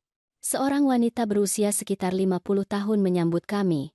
Dia mirip Ayu, senyum sempurna yang sama, tatapan menghitung yang sama. Ayu, senang bertemu denganmu. Mereka berciuman pipi. Ini mertuamu. Dewi, saya perkenalkan bibiku, Bu Laras. Suatu kehormatan, Bu.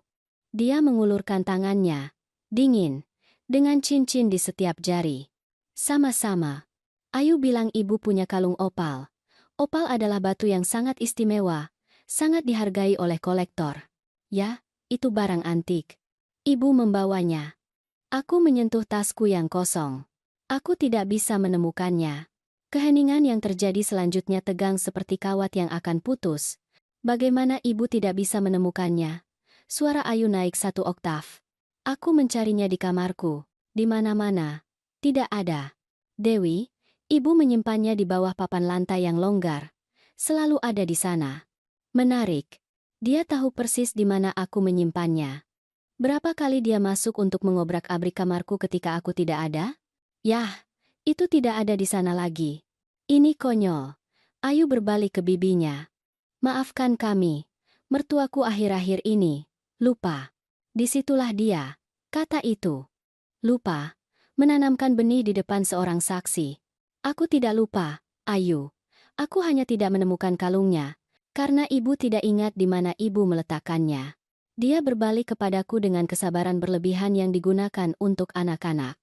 Dewi, pikirkan. Kapan terakhir kali ibu melihatnya? Minggu lalu ada di tempatnya. Dan sekarang tidak ada? Tidak. Ayu mengerutkan bibirnya. Aku bisa melihat perhitungan di balik matanya. Apa yang harus dilakukan sekarang? Bagaimana mengendalikan ini? Ayo kita pulang, katanya akhirnya. Kita akan mencarinya bersama. Di mobil, keheningan terasa berat. Ayu mengemudi dengan rahang terkatup, buku-buku jarinya putih di setir. Dewi, apa ibu memberitahu siapapun tentang kalung itu? Tidak. Ibu yakin? Ibu tidak menyebutkannya kepada teman-teman merajut ibu. Mengapa aku harus melakukannya? Aku tidak tahu. Mungkin ibu mengeluarkannya untuk ditunjukkan kepada mereka dan ibu melupakannya di rumah salah satu dari mereka. Mencoba membuatku terlihat ceroboh. Pikun. Aku tidak melakukan itu. Atau mungkin. Dia berbalik untuk menatapku sedetik sebelum kembali menatap jalan.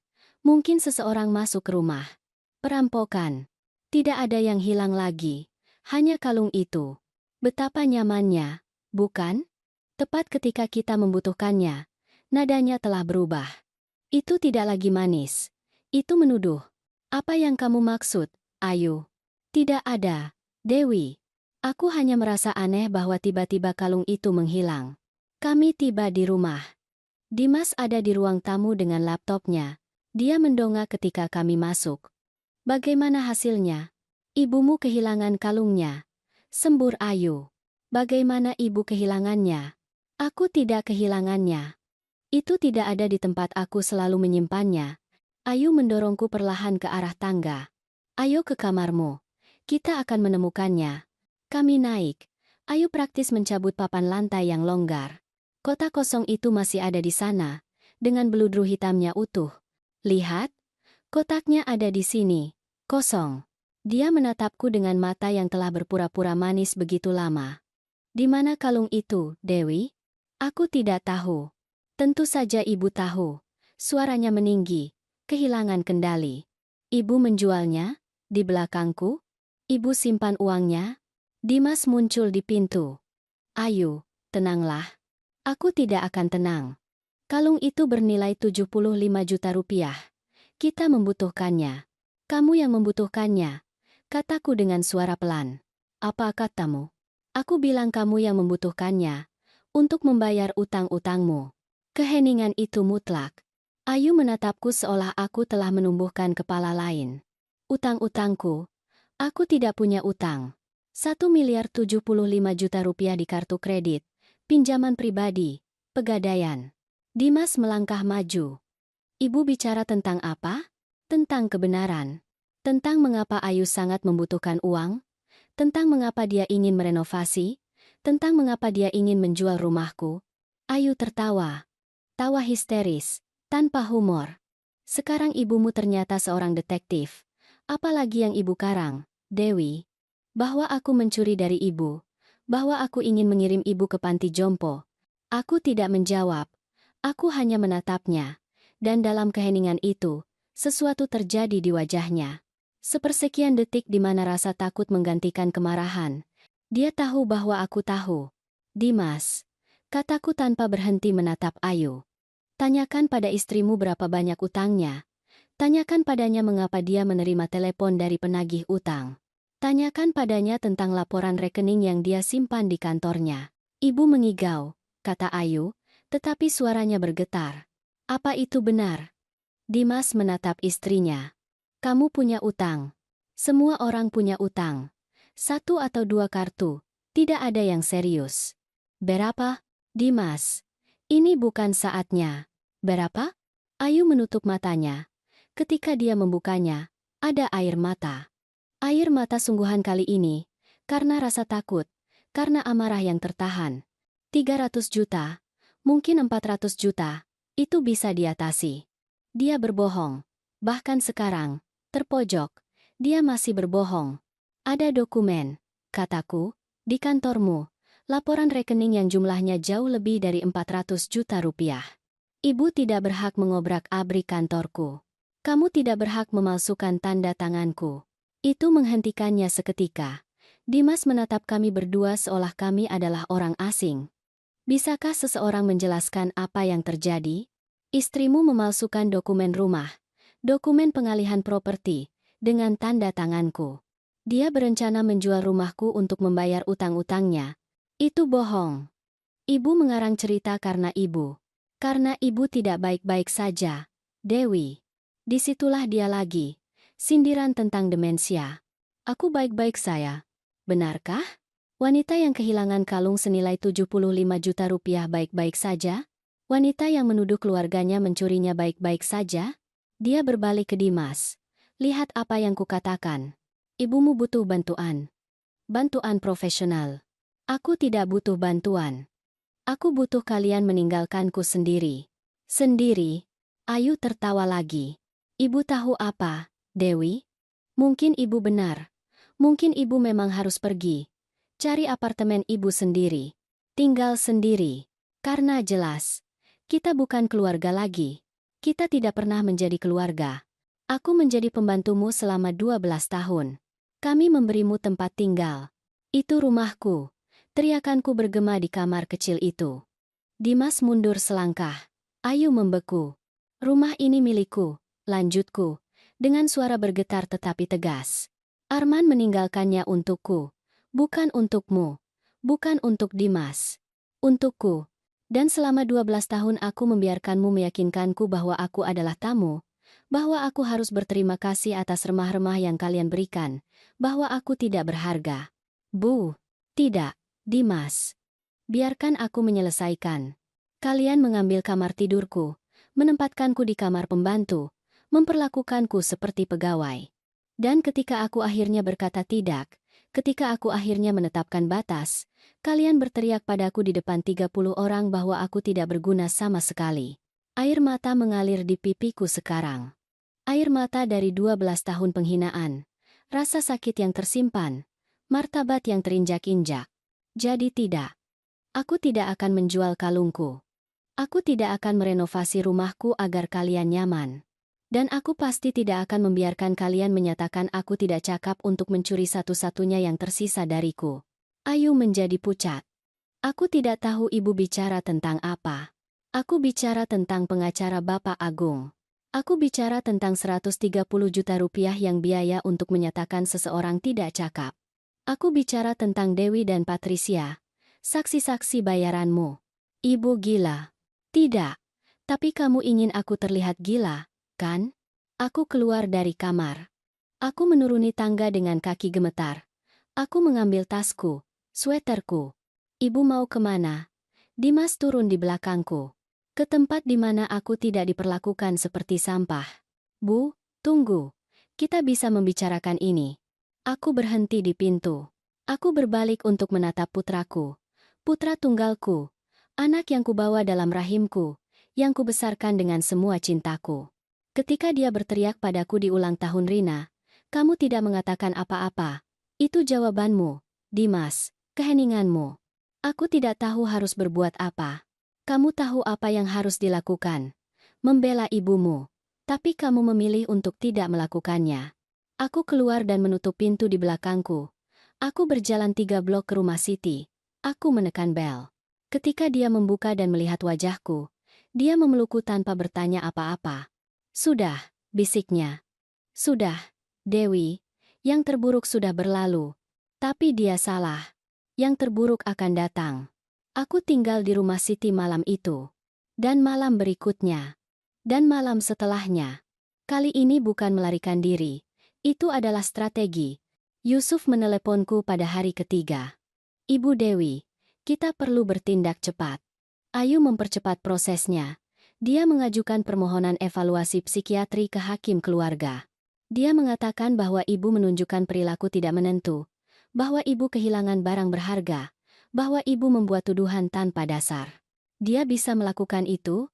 Dia sudah melakukannya. Dia punya perintah untuk evaluasi dalam waktu 5 hari. Jika ibu tidak hadir, Hakim dapat menafsirkan itu sebagai bukti ketidakcakapan ibu.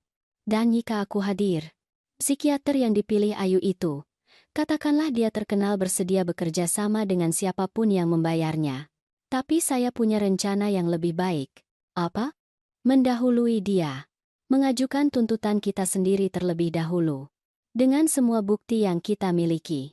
Meletakkan kartu di atas meja sebelum dia sempat memanipulasi proses. Kapan? Besok. Saya akan mengajukan tuntutan pidana atas pemalsuan dokumen dan percobaan perampasan. Dan ibu akan kembali ke rumah ibu, dengan perlindungan hukum penuh. Malam itu aku hampir tidak tidur. Aku tahu bahwa besok semuanya akan meledak. Tidak ada jalan kembali. Hari Sabtu menyambutku dengan langit biru sempurna. Ironis, mengingat badai yang akan terjadi. Pukul 9 pagi, Ayu mengadakan makan malam. Dia memanggil seluruh keluarga, ibunya, kedua saudara perempuannya, Patricia, saudara perempuan Dimas, bahkan beberapa tetangga dekat. 12 orang total. Siti meneleponku pukul 10. Dewi, tetanggaku baru saja memberitahuku. Ada banyak orang masuk rumah ibu. Apa yang terjadi? Ayu sedang melakukan langkah terakhirnya. Ibu sedang apa di sana? Ibu harus ada di rumah ibu. Aku akan ke sana. Sudah waktunya. Aku berpakaian dengan pakaian terbaikku. Sebuah setelan celana dan blus warna krem yang kubeli bertahun-tahun lalu, ketika Arman masih hidup. Aku menata rambutku dengan hati-hati. Aku sedikit merias diri. Aku harus terlihat bermartabat, cakap, waras. Yusuf menjemputku pukul 11. Dia membawa koper berisi dokumen. Siap, siap. Kami tiba di rumahku tepat tengah hari. Ada beberapa mobil diparkir di luar. Aku mendengar suara-suara, tawa dari dalam. Ingat, kata Yusuf, tetap tenang, apapun yang mereka katakan. Ibu punya kebenaran dan hukum di pihak ibu. Aku membuka pintu dengan kunciku sendiri. Ruang tamu penuh. Ayu telah menyiapkan meja dengan makanan ringan, minuman anggur, minuman ringan. Balon putih dan emas tergantung dari langit-langit, seolah itu adalah perayaan. Percakapan berhenti ketika aku masuk. Semua orang menatapku. Dewi, Ayu mendekat sambil tersenyum. Syukurlah ibu datang. Kami ingin bicara dengan ibu. Bicara tentang apa? Tentang masa depan ibu. Tentang bagaimana kami bisa membantu ibu. Aku melihat sekeliling. Aku mengenali semua orang. Ibu Ayu, Ibu Amparo, duduk di sofaku dengan segelas minuman anggur. Saudara perempuan Ayu, Laura dan Christina, di kedua sisi. Patricia, ipar perempuanku, menghindari tatapanku. Dewi, tetanggaku, yang Ayu bayar 45 juta rupiah untuk kesaksian palsunya. Dan Dimas, berdiri di sebelah jendela, dengan tangan bersedekap. Duduk, Bu. Dimas menunjuk ke kursi di tengah ruang tamu, seolah aku berada di hadapan pengadilan. Aku lebih suka berdiri. Dewi, Ayu memulai dengan suara manis yang tidak lagi menipuku. Semua orang di sini mencintai ibu, menghargai ibu. Itulah mengapa kami khawatir. Khawatir tentang kesehatan ibu, tentang kesejahteraan ibu. Dia berhenti sejenak secara dramatis. Akhir-akhir ini ibu, berbeda. Berbeda bagaimana? Lupa? Ibu Amparo menyela. Ayu bilang ibu kehilangan kalung yang sangat berharga. Aku tidak kehilangannya. Ibu juga membuat tuduhan, lanjut Laura, saudara perempuan Ayu yang lebih tua, mengatakan bahwa Ayu ingin mencuri dari ibu. Itu tidak normal, Dewi. Itu bukan tuduhan. Itu fakta. Lihat. Ayu menatap orang-orang yang hadir dengan ekspresi khawatir. Dia terus bersikeras bahwa keluarga ingin menyakitinya. Itu bagian dari kondisinya. Aku tidak punya kondisi apapun. Dewi berdeham. Dewi, saya melihat ibu dalam beberapa minggu terakhir. Ibu terlihat bingung. Hari lain ibu bertanya kepada saya apakah hari itu Selasa, padahal hari itu Kamis. Bohong. Aku tidak pernah punya percakapan itu. Itu palsu. Dan saya perhatikan ibu mengulang cerita yang sama, tambah Patricia dengan suara bergetar, seolah ibu tidak ingat bahwa ibu sudah menceritakannya. Kebohongan lain. Ipar perempuanku sendiri, berbohong karena rasa takut atau karena keterlibatan. Dewi, Ayu memegang tanganku. Aku menariknya kembali. Kami menginginkan yang terbaik untuk ibu. Itu sebabnya kami memutuskan, kita semua bersama-sama, bahwa ibu butuh bantuan profesional. Bantuan profesional? Tempat di mana ibu dirawat, di mana ibu punya perawat, dokter, kegiatan yang sesuai untuk usia ibu. Panti Jompo. Tempat tinggal perawatan khusus. Koreksi Ibu Amparo. Sepupuku ada di salah satunya. Sangat indah. Taman, kelas melukis, bahkan mereka punya misa setiap hari Minggu. Aku tidak akan pergi ke panti jompo manapun. Bu, bersikaplah masuk akal. Dimas mendekat. Ibu tidak bisa lagi hidup sendiri. Itu tidak aman. Ini rumahku. Itu adalah rumah ibu. Ayu menjatuhkan kata-kata itu seperti batu. Tapi sekarang kita perlu memikirkan hal praktis. Dimas dan aku akan tinggal di sini. Rina butuh stabilitas. Dan ibu akan lebih terawat di tempat profesional. Sudah kamu tanda tangani surat-surat itu? Tanyaku kepada Dimas. Sudah kamu alihkan rumah itu atas namamu? Bu. Jawab. Apakah kamu menandatangani dokumen pengalihan properti? Keheningannya adalah jawaban yang cukup. Begitu. Aku merasakan sesuatu pecah di dalam diriku. Benang terakhir yang menghubungkanku dengan putraku. Kalau begitu kamu memang kaki tangan. Aku tidak menjadi kaki tangan apapun. Aku merawat ibu.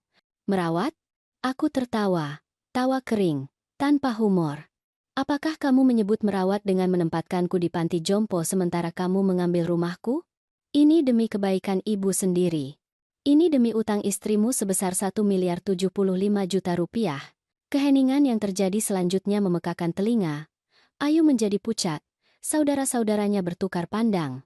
Aku tidak tahu ibu bicara tentang apa, kata Ayu dengan suara tegang. Aku bicara tentang kartu kreditmu, pinjamanmu, kebutuhanmu yang mendesak akan uang. Aku berbalik ke orang-orang yang hadir. Ayu berutang lebih dari 2 miliar rupiah. Dia perlu menjual rumah ini untuk membayar. Tetapi rumah ini milikku. Jadi dia berencana menyatakan aku tidak cakap untuk mengambil kendali. Itu konyol. Sembur Ayu. Konyol? Aku mengeluarkan ponselku. Karena aku punya foto-foto dokumen, laporan rekening, email dengan pengacara Bapak Agung. Semuanya. Aku mengoper ponsel. Foto-foto itu beredar di antara hadirin. Aku melihat bagaimana wajah-wajah berubah. Terkejut. Syok. Tidak nyaman. Ibu Amparo menatap putrinya. Ayu, apa ini benar? Itu hal-hal yang diambil di luar konteks. 2 miliar rupiah adalah konteks. Tanya Kristina, adik perempuan Ayu. Dan ada lagi, lanjutku. Aku menatap Dewi. Kamu mau menceritakan tentang 45 juta rupiah yang Ayu bayar padamu? Atau aku yang melakukannya? Dewi menjadi merah padam. Aku. Dia meminjamkan uang itu padaku. Untuk mobil anakku. Pinjaman? Dengan uang apa? Jika dia sendiri tenggelam dalam utang. Dewi, hentikan. Dimas melangkah ke arahku. Ibu membuat ulah. Ulah. Istrimu ingin mencuri rumahku. Dia memalsukan tanda tanganku. Dia menyewa pengacara untuk menyatakan aku tidak cakap. Dan kamu membantunya. Aku mencoba menjaga keluargaku tetap bersatu. Dengan mengorbankan ibumu, dengan mengorbankan apapun yang diperlukan. Disitulah dia. Kebenaran.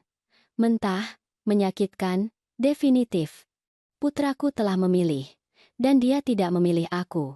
Ayu bangkit, dengan tangan gemetar. Semua orang tahu ibu berbohong. Ibu sakit, Dewi. Ibu melihat konspirasi di mana tidak ada konspirasi. Itulah mengapa ibu butuh bantuan. Kalau begitu jelaskan dokumen pengalihan properti dengan tanda tanganku yang dipalsukan. Jelaskan email dengan agen properti. Jelaskan brosur panti jompo dengan namaku. Cukup, teriak Ayu. Ketenangannya akhirnya pecah. Ibu merusak segalanya. Semua yang kami bangun. Yang kamu bangun di atas punggungku. Kami memberimu tempat tinggal ketika ibu sendirian. Kalian memberiku keluarga. Kalian mengambil rumahku, martabatku, dan hidupku. Ayu menatapku dengan kebencian murni, tanpa penyamaran. Ibu tahu apa, Dewi? Pergi. Pergi kemanapun ibu mau. Tapi tanpa kalung itu, Tanpa uang. Tanpa apa-apa. Karena semua ini, dia menunjuk ke sekeliling. Semua ini milik kami sekarang. Tidak. Kata suara baru dari pintu. Tidak ada yang milik kalian. Kami semua berbalik. Yusuf telah masuk, ditemani oleh 2 agen polisi. Saya adalah Bapak Yusuf, pengacara Ibu Dewi Puspita. Saya membawa surat perintah penggeledahan dan surat perintah penangkapan. Dia menyerahkan beberapa surat kepada Dimas. Putraku membacanya, wajahnya semakin pucat. Apa ini? Tuntutan pidana atas pemalsuan dokumen, percobaan perampasan dan penipuan terhadap Ayu Kartika. Ayu mundur. Itu. Kalian tidak bisa. Saya juga membawa surat perintah penggeledahan untuk kantor Ibu Kartika. Kami perlu menyita dokumen tertentu sebagai bukti. Para agen bergerak ke arah tangga. Ayu mencoba menghalangi mereka. Kalian tidak bisa masuk ke sana. Itu kantor pribadiku. Kami punya perintah pengadilan, Bu. Minggir. Selama 20 menit berikutnya, para agen membawa kotak-kotak berisi dokumen. Map hijau, map merah, laporan rekening, email yang dicetak, brosur panti jompo. Semuanya. Para tamu melihat dengan terkejut. Ibu Amparo menangis dalam diam. Saudara-saudara Ayu menjauh, seolah rasa malu itu menular. Ayu Kartika, kata salah satu agen, perlu ikut kami untuk memberikan keterangan kepolisian. Kalian menangkapku? Untuk saat ini kami hanya membutuhkan keterangan ibu. Tetapi tergantung pada apa yang kami temukan dalam dokumen-dokumen ini, tuntutan formal dapat diajukan. Dimas. Ayu berbalik ke suaminya, dengan air mata sungguhan untuk pertama kalinya. Dimas, jangan biarkan mereka membawaku. Putraku menatap lantai. Dia tidak mengatakan apa-apa. Dimas, pergi dengan mereka. Ayu, selesaikan ini. Selesaikan? Ibumu menghancurkanku. Bela aku.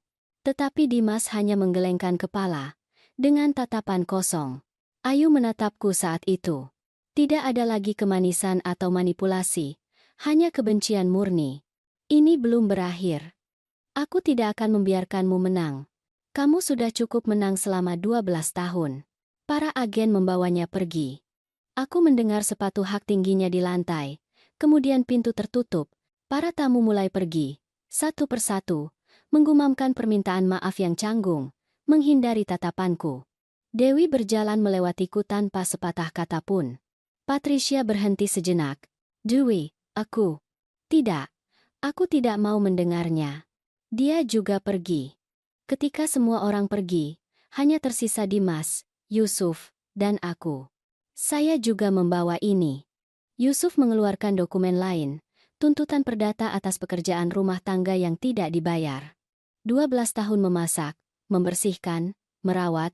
Kami menghitung gaji yang adil sebesar Rp6.875.000 per bulan, ditambah tunjangan. Totalnya Rp1.075.000.000. Dimas mendongak, tidak percaya. Ibu menuntutku? Aku menuntut apa yang menjadi hakku. Ibu adalah ibuku, dan kamu adalah putraku. Putra yang membiarkan istrinya memperlakukanku seperti sampah selama 12 tahun. Aku tidak tahu. Kamu tahu. Mungkin bukan detailnya, tapi kamu tahu ada yang salah. Dan kamu memilih untuk tidak melihat. Dimas menjatuhkan diri di sofa, dengan kepala di antara tangan. Apa yang ibu ingin aku lakukan? Keluar dari rumahku. Dia mengangkat kepalanya dengan tiba-tiba. Apa? Ini rumahku. Arman meninggalkannya untukku. Aku tidak menandatangani pengalihan apapun. Kalian tinggal di sini atas kebaikan hatiku. Dan kebaikan hati itu sudah habis. Bu, ibu tidak bisa mengusir kami. Di mana aku akan tinggal dengan Rina? Seharusnya kamu memikirkannya sebelumnya. Tolong, beri aku kesempatan. Aku bisa memperbaiki ini. Aku bisa. Kamu bisa apa, Dimas? Mengembalikan 12 tahun terakhir? Menghapus semua kali kamu diam saja sementara istrimu menghinaku? Dia tidak menjawab, karena tidak ada jawaban. Kalian punya waktu 2 minggu untuk mencari tempat lain dan pindah. Setelah itu aku akan mengganti kunci. Bu, 2 minggu. Aku keluar dari ruang tamuku sendiri, naik ke kamar pembantuku untuk terakhir kalinya. Aku mengambil beberapa barang milikku. Aku turun dengan koper kecilku. Ibu mau kemana? Tanya Dimas. Ke rumah Siti. Sampai kalian pergi. Setelah itu aku akan kembali ke rumahku. Yusuf menemaniku ke pintu. Aku berbalik untuk yang terakhir kalinya. Dimas masih duduk, dikelilingi oleh balon putih dan emas. Dari perayaan yang tidak pernah terjadi, di tengah ruang tamu yang bukan lagi miliknya. Selamat tinggal Dimas. Dia tidak menjawab. Aku keluar dengan kepala tegak, dengan koper di satu tangan dan martabatku akhirnya utuh. Karena aku telah belajar sesuatu yang penting hari-hari ini. Kadang-kadang, mendapatkan kembali hidupmu berarti kehilangan orang yang kamu pikir adalah keluargamu. Dan itu menyakitkan. Menyakitkan seperti tidak ada yang lain di dunia. Tapi itu adalah harga kebebasan. Hari-hari berikutnya adalah pusaran urusan hukum, pernyataan, dan penemuan yang bahkan tidak kuduga. Yusuf meneleponku pada Selasa pagi. Suaranya terdengar tegang tetapi bersemangat. Ibu Dewi, saya perlu ibu datang ke kantor saya. Sekarang. Kami menemukan sesuatu yang penting. Aku tiba dalam waktu setengah jam. Di mejanya ada tumpukan dokumen yang tersebar. Stabilo, catatan tempel di mana-mana. Ketika para agen memeriksa kantor Ayu, mereka menemukan lebih dari yang kita duga. Jauh lebih banyak. Dia membuka map biru yang belum pernah kulihat sebelumnya. Apa yang mereka temukan? Ayu tidak hanya memalsukan dokumen pengalihan rumah ibu. Dia juga punya seperangkat akta kedua, sepenuhnya palsu. Dengan itu, dia sudah menjual rumah itu. Aku merasa lantai bergerak. Bagaimana? 3 minggu lalu, menggunakan akta palsu itu, dia menjual rumah ibu kepada perusahaan fiktif seharga 4.250.000.000 rupiah. Jauh di bawah nilai real, perusahaan itu dimiliki oleh seseorang bernama Bapak Hadi. Apakah nama itu terdengar akrab? Aku menggelengkan kepala. Dia sepupu Ayu. Mereka berencana agar ibu menandatangani surat kuasa notaris, yang konon untuk urusan perawatan. Dengan kuasa itu, mereka akan melegalkan penjualan secara retroaktif. Dan ibu tidak akan menyadarinya sampai semuanya terlambat. Dan uangnya, Ayu menerima uang muka 1.200.000.000 rupiah. Dia menggunakannya untuk membayar kartu kredit yang paling mendesak dan penagih utang yang paling agresif. Sisanya akan datang setelah semuanya diformalisasi. Aku duduk, pusing. Tapi itu berarti jika kita tidak bertindak ketika kita melakukannya, ibu akan kehilangan rumah ibu. Sungguh, mereka akan menyatakan ibu tidak cakap, menandatangani surat-surat untuk ibu, dan pada saat ibu menyadarinya, tidak akan ada jalan kembali. Kengerian tentang betapa dekatnya aku dengan jurang membuatku terdiam. Ada lagi. Yusuf mengeluarkan kertas-kertas lain. Saya menyelidiki Dimas. Putra ibu? Keuangannya. Saya ingin tahu apakah dia kaki tangan aktif atau pasif. Dia berhenti sejenak. Ibu Dewi, putra ibu tidak tahu apa-apa tentang utang Ayu. Dia merahasiakan semuanya. Tapi 2 bulan lalu, dia menandatangani sebuah dokumen. Dokumen apa? Pinjaman pribadi sebesar 450.000.000 rupiah. Atas namanya, tapi Ayu yang mengurusnya. Dia membuatnya percaya itu untuk perbaikan rumah. Uang itu tidak pernah sampai ke perbaikan apapun.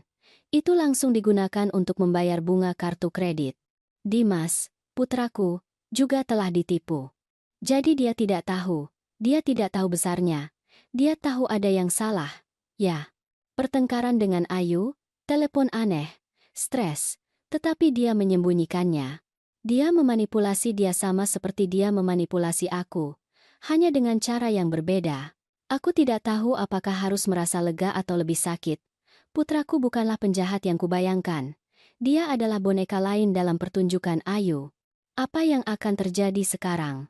Ayu menghadapi tuntutan serius, pemalsuan dokumen resmi, penipuan yang diperparah, percobaan perampasan. Kita bicara tentang hukuman 5 hingga 10 tahun penjara, dan itu jika dia punya pengacara yang bagus. Dan Bapak Hadi, sepupunya? Dia juga menghadapi tuntutan sebagai kaki tangan. Perusahaan fiktif itu sedang diselidiki. Semua uang akan disita dan dikembalikan. 10 tahun. Rina akan berusia 22 tahun ketika ibunya keluar. Dan cucuku? Yusuf menatapku dengan pengertian. Itu adalah pertanyaan yang hanya bisa ibu jawab, Ibu Dewi. 2 hari kemudian, hari Kamis, Ayu secara resmi ditangkap. Jaminan ditetapkan pada 300 juta rupiah. Orang tuanya membayarnya, menjual mobil Ibu Amparo dan meminjam uang dari seluruh keluarga. Ayu keluar dari penjara dengan wajah kuyu, tanpa riasan, dengan pakaian kusut. Tidak ada lagi wanita yang rapi yang kukenal. Hari Jumat, Dimas muncul di rumah Siti. Dia membawa Rina di tangan. Cucu perempuanku berlari ke arahku. Nenek. Aku memeluknya, merasakan lengan kecilnya di leherku, bau sampo apelnya. Halo, sayangku. Kenapa nenek tidak pulang? Aku merindukanmu. Dimas menunggu Siti membawa Rina ke dapur untuk memberinya biskuit. Bu, aku perlu bicara dengan ibu. Silakan. Dia duduk di depanku, dengan tangan di antara lututnya. Dia terlihat 10 tahun lebih tua. Yusuf menunjukkan semuanya padaku. Dokumen, utang, tentang sepupu Hadi, semuanya. Lalu, aku tidak tahu apa-apa. Bu, aku bersumpah. Ayu menyembunyikan semuanya dariku. Tapi kamu tahu ada yang salah. Dia mengangguk, dengan mata berkaca-kaca. Aku tahu ada ketegangan. Aku tahu kami menghabiskan lebih dari yang kami miliki. Tapi setiap kali aku bertanya, dia bilang semuanya terkendali, bahwa itu adalah investasi untuk masa depan, untuk Rina. Dia menyeka matanya. Aku bodoh. Kamu adalah putraku yang tidak membelaku ketika aku sangat membutuhkannya. Aku tahu. Dan aku akan hidup dengan itu sepanjang sisa hidupku. Dia menatapku langsung. Tapi aku perlu ibu tahu sesuatu. Aku akan menceraikan Ayu. Aku tidak menduga itu. Mengapa? Karena apa yang dia lakukan tidak termaafkan. Dia mencoba menghancurkan ibu. Dia menggunakan Rina dan aku sebagai alasan untuk kebohongannya. Dan dia hampir berhasil. Suaranya bergetar. Aku hampir kehilangan ibuku karena membelanya. Karena terlalu pengecut untuk melihat kebenaran. Dan Rina? Akan sulit baginya, tapi dia tidak bisa tumbuh dengan berpikir bahwa apa yang dilakukan ibunya itu benar. Dia tidak bisa belajar bahwa manipulasi dan penipuan itu normal. Dia benar. Tetapi rasa sakit di matanya menghancurkan hatiku. Di mana kalian akan tinggal? Aku menyewa apartemen kecil. 2 kamar tidur, dekat sekolah Rina. Dia berhenti sejenak. Bu, aku tahu aku tidak berhak meminta apapun kepada ibu. Tapi, apa? Bisakah kami mengunjungi ibu? Rina dan aku. Bukan untuk tinggal bersama ibu, hanya untuk agar tidak kehilangan aku sepenuhnya. Aku melihat melalui jendela ke dapur, di mana Rina tertawa bersama Siti sambil makan biskuit. Ya, kataku akhirnya. Kalian boleh mengunjungiku. Terima kasih, Bu. Tapi ada syarat. Apapun itu. Kamu akan membayar tuntutan perdata. 1.075.000.000 rupiah. Tidak sekaligus. Aku bisa menunggu. Tapi kamu akan membayarnya. Baik. Dan kamu tidak akan pernah lagi diam saja ketika seseorang tidak menghormatiku. Meskipun itu istrimu, bosmu, siapapun. Tidak akan pernah lagi. Aku janji. Dia berdiri untuk pergi, tetapi berhenti di pintu. Bu, satu hal lagi. Rumah itu, tentu saja, milik ibu. Tapi apa yang akan ibu lakukan dengannya? Terlalu besar untuk satu orang. Aku tersenyum. Aku sudah memikirkan itu selama berhari-hari. Aku punya rencana. Senin berikutnya, Ayu muncul di rumah Siti. Dia menekan bel pukul 6 sore. Siti menatapku, bertanya apakah aku ingin menerimanya. Aku mengangguk. Ayu masuk ke ruang makan seperti hantu dirinya sendiri. Dia tidak lagi mengenakan pakaian desainer, hanya jeans dan blus sederhana, tanpa riasan. Rambutnya dikuncir kuda sembarangan. Dewey, Ayu. Dia duduk tanpa diundang. Dia meletakkan tangannya di atas meja dan aku melihat tangannya gemetar. Aku datang untuk meminta ibu mencabut tuntutan itu. Tidak. Tolong. Kalau aku masuk penjara, Rina kehilangan ibunya. Seharusnya kamu memikirkan itu sebelum kamu mencoba mencuri rumahku. Aku putus asa. Utang. Penagih utang meneleponku 10 kali sehari. Mereka mengancamku. Salah satunya datang ke tempat kerjaku, mempermalukanku di depan semua orang. Aku hanya perlu keluar dari itu. Dengan mengorbankan menghancurkanku. Aku tidak pernah ingin menghancurkan ibu. Matanya berkaca-kaca. Aku hanya ingin uang itu. Aku akan membiarkan ibu tinggal di panti jompo. Aku akan mengunjungi ibu. Aku tidak akan meninggalkan ibu sepenuhnya. Aku menatapnya. Wanita yang selama 12 tahun menyiksaku dengan kekejaman kecil. Yang telah mengambil kamar tidurku, martabatku, kedamaianku. Kamu tahu apa bedanya kamu dan aku, Ayu? Apa? Ketika aku punya masalah setelah Arman meninggal, ketika aku merasa sendirian dan tersesat, aku tidak mencoba menghancurkan siapapun untuk menyelamatkan diriku. Kamu melakukannya. Aku membuat kesalahan. Itu bukan kesalahan. Itu keputusan. Keputusan demi keputusan untuk menyakitiku, menggunakanku, menghapusku. Dia menutupi wajahnya dengan tangan. Bahunya bergetar. Apa yang ibu ingin aku lakukan? Agar aku merangkak? Agar aku memohon kepada ibu? Aku tidak ingin apa-apa darimu, Ayu. Kamu tidak bisa lagi memberiku apapun yang kubutuhkan. Lalu, mengapa? Mengapa melanjutkan dengan tuntutan itu? Balas dendam? Tidak. Aku berdiri. Keadilan. Ada bedanya. Dan Rina? Dia tidak bersalah. Tepat. Dia tidak bersalah. Itulah mengapa dia akan belajar. Mulai sekarang. Bahwa tindakan memiliki konsekuensi. Bahwa kamu tidak bisa berbohong, mencuri, dan memanipulasi tanpa membayar harganya. Dia hanya seorang anak yang pantas mendapatkan ibu yang mengajarkan nilai-nilai nyata, bukan seperti menghancurkan orang untuk mendapatkan apa yang dia inginkan. Ayu berdiri. Dia tidak lagi menangis. Dia hanya menatapku dengan campuran kemarahan dan kekalahan. Ibu akan menghancurkan keluargaku. Keluargamu sudah hancur. Aku hanya menyalakan lampu agar semua orang melihatnya. Dia pergi tanpa mengatakan apa-apa lagi.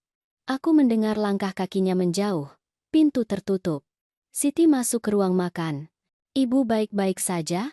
Ya, untuk pertama kalinya dalam waktu yang lama. Aku baik-baik saja. 2 minggu kemudian, persis seperti yang kujanjikan, Dimas dan Rina pindah. Aku membantu mereka berkemas. Rina menangis saat dia menyimpan mainannya. Kenapa kita tidak bisa tinggal, Nenek? Karena kadang-kadang hal-hal perlu berubah. Sayangku. Tapi itu tidak berarti kita tidak akan bertemu. Nenek Yanyi, aku Yanyi. Hari ketika aku akhirnya kembali ke rumahku, matahari masuk melalui semua jendela. Aku berjalan melewatinya perlahan. Kamar demi kamar, kantor Ayu kosong, lemari di kamar utama kosong. Semuanya bersih, rapi, dalam keheningan. Itu rumahku lagi. Aku naik ke kamar utama, yang dulunya milikku dan Arman, yang telah mereka ambil dariku 8 tahun lalu. Aku duduk di lantai. Di tempat-tempat tidur kami dulu berada. Aku menutup mata. Aku berhasil, Arman, bisikku. Aku mendapatkan kembali rumah kita. Aku mendapatkan kembali hidupku. Dan untuk pertama kalinya sejak kematiannya, aku merasa bahwa aku benar-benar mulai pulih. 3 bulan kemudian, pada Selasa bulan Februari, aku duduk di pengadilan keluarga nomor 12. Ruangan itu berbau kertas tua dan kopi yang dipanaskan kembali. Ayu duduk di sisi lain, di samping pengacara yang ditunjuk pengadilan. Tidak ada lagi uang untuk pengacara mahal. Hakim membacakan putusan dengan suara monoton. Dalam kasus penipuan yang diperparah, pemalsuan dokumen resmi, dan percobaan perampasan, terdakwa Ayu Kartika dijatuhi hukuman 6 tahun penjara. Dapat dikurangi karena perilaku baik. Hukuman ditangguhkan di bawah masa percobaan dengan syarat-syarat berikut. Ayu tidak akan langsung masuk penjara. Dia akan mendapat masa percobaan, tetapi dengan syarat yang ketat. Kerja komunitas, terapi wajib, melapor setiap minggu di hadapan hakim, dan larangan mutlak mendekatiku atau propertiku. Jika dia melanggar salah satu syarat ini, dia akan langsung masuk penjara. Aku menatapnya. Dia tidak membalas tatapanku.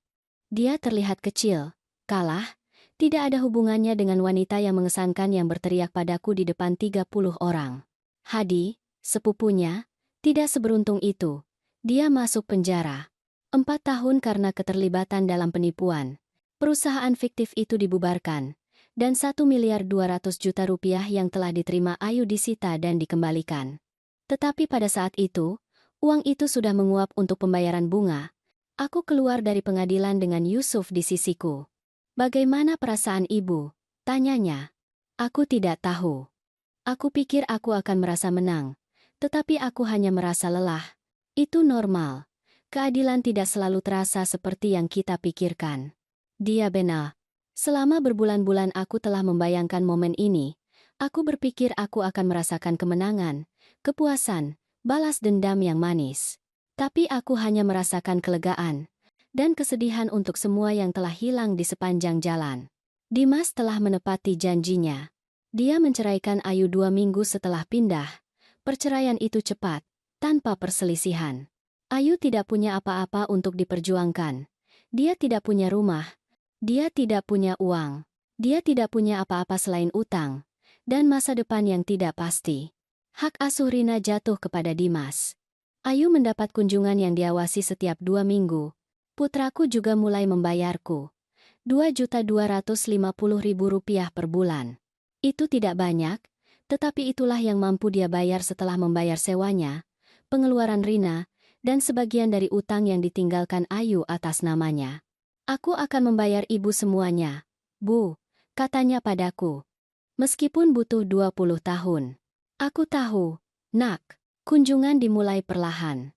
Satu sore setiap 2 minggu, Dimas dan Rina datang untuk makan. Awalnya canggung, penuh keheningan yang berat dan percakapan yang dangkal. Tetapi sedikit demi sedikit, minggu demi minggu, luka-luka itu mulai sembuh. Rina bertanya kepadaku suatu sore saat kami makan bakso di dapur. Nenek, mengapa ibu melakukan hal-hal buruk itu? Dimas tegang. Aku memegang tangan kukuku. Kadang-kadang, sayangku, orang membuat keputusan buruk ketika mereka takut. Ibumu sangat takut dan dia membuat keputusan yang menyakiti orang lain. Tapi nenek tidak takut? Tentu saja aku takut. Kita semua takut kadang-kadang. Tapi itu tidak memberi kita izin untuk menyakiti orang yang kita cintai. Nenek masih sayang ibu? Pertanyaan itu mengejutkanku. Aku menatap Dimas, yang menatap piringnya. Aku tidak tahu apakah aku masih menyayanginya. Tapi aku tidak mendoakan keburukan padanya. Aku harap dia belajar dari kesalahannya dan menjadi orang yang lebih baik. Aku juga, kata Rina dengan keseriusan anak-anak. Karena meskipun dia melakukan hal-hal buruk, dia tetap ibuku. Ya, sayangku, dia tetap ibumu, dan kamu berhak menyayanginya. Itu tidak akan pernah salah. Aku memeluknya dan merasakan air matanya membasahi blusku. Tetapi ceritanya tidak berakhir di sana, karena aku punya rencana untuk rumahku. Rencana yang telah matang sejak hari aku mendapatkan kembali kuncinya. Suatu sore di bulan Maret aku mengumpulkan kelompok merajutku di ruang tamu. Keenam ibu-ibu yang telah mendukungku, yang telah menjadi saksiku, teman-temanku, sukuku. Aku punya sesuatu untuk diusulkan kepada kalian, kataku. Aku mengeluarkan beberapa dokumen yang telah kusiapkan bersama Yusuf. Rumah ini terlalu besar untukku sendiri. 5 kamar tidur, 3 kamar mandi, taman, garasi. Sangat sia-sia jika hanya aku yang menghuninya. Ibu akan menjualnya, tanya Soledad. Tidak, aku akan membaginya. Tapi kali ini dengan syaratku. Aku menjelaskan rencanaku kepada mereka. Aku ingin mengubah 3 kamar tidur menjadi sanggar. 1 ruang untuk kelas merajut, 1 lagi untuk melukis, 1 lagi untuk keramik. Ruang tamu yang besar akan menjadi area umum. Taman, ruang untuk pertemuan. Aku ingin menciptakan pusat komunitas untuk wanita seusia kita. Tempat di mana kita bisa belajar, berkreasi, berbagi, tanpa harus membayar sewa mahal atau bergantung pada ruang kota yang tidak pernah punya jadwal tersedia. Dan bagaimana ibu akan mempertahankannya? Tanya Hortensia, selalu praktis. Dengan membebankan biaya yang terjangkau, Rp450.000 per bulan per orang. Kelas merajut, melukis, keramik, yoga, apapun yang ingin diajarkan oleh para guru. Setiap guru mengambil 70%. Aku menggunakan 30% untuk merawat rumah. Itu sedikit uang, amati Siti. Ini bukan tentang uang. Ini tentang menciptakan sesuatu. Ruang di mana wanita seperti kita bisa merasa dihargai, berguna, hidup. Siti tersenyum. Dan kapan kita mulai? Pagi. Dan apakah kalian setuju untuk menjadi guru pertama? Mereka setuju. Mereka semua. Aku menggunakan uang dari kalung opal untuk renovasi yang diperlukan. 75 juta rupiah yang telah disimpan ibuku selama beberapa dekade, menunggu saat yang tepat. Ini adalah saat itu. Aku menyewa seorang tukang kayu untuk membangun meja kerja. Aku membeli mesin jahit, bingkai, kain, benang berwarna. Aku mengecat dinding dengan warna cerah, kuning bunga matahari di sanggar merajut, biru langit di sanggar melukis, hijau mint di sanggar keramik. Kamar utama tetap milikku. 2 kamar lainnya kubiarkan sebagai kamar tamu, kalau Rina ingin menginap, atau jika salah satu temanku membutuhkan tempat berlindung sementara. Pusat Seni Dewi dibuka pada Sabtu bulan April. 30 wanita datang di hari pertama. Beberapa penasaran, yang lain antusias. Semua mencari hal yang sama, tempat untuk menjadi diri mereka sendiri. Ibu Lupita, 74 tahun, belajar merajut tusukan pertamanya. Carmela, janda baru berusia 62 tahun, menemukan cara untuk memproses kesedihannya dalam melukis.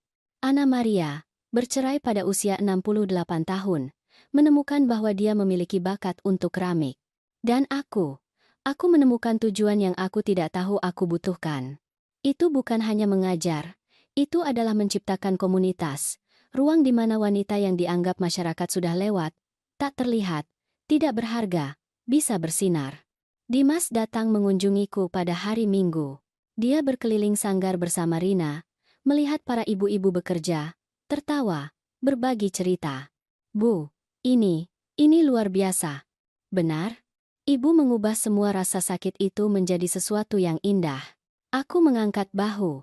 Ayahmu selalu bilang bahwa bunga terbaik tumbuh dari pupuk terbaik, dan pupuk itu tidak menyenangkan. Rina sedang mencoba roda keramik, dengan tangan penuh lumpur, tertawa ketika tanah liat itu terlepas dari jari-jarinya. Bolehkah aku datang lebih sering, Nenek? Untuk belajar? Tentu saja, sayangku. Ini rumahmu juga. Dan aku bersungguh-sungguh. Itu rumahnya, tetapi kali ini di bawah aturan yang berbeda, aturan rasa hormat, batas yang jelas, cinta tanpa manipulasi.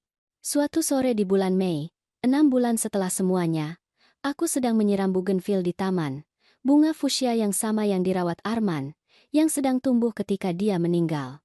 Aku mendengar bel pintu berbunyi. Itu Ayu. Dia terlihat berbeda. Lebih kurus, tanpa riasan, dengan rambut lebih pendek, dia mengenakan pakaian sederhana, bersih, tapi sederhana. Dewey. Ayu.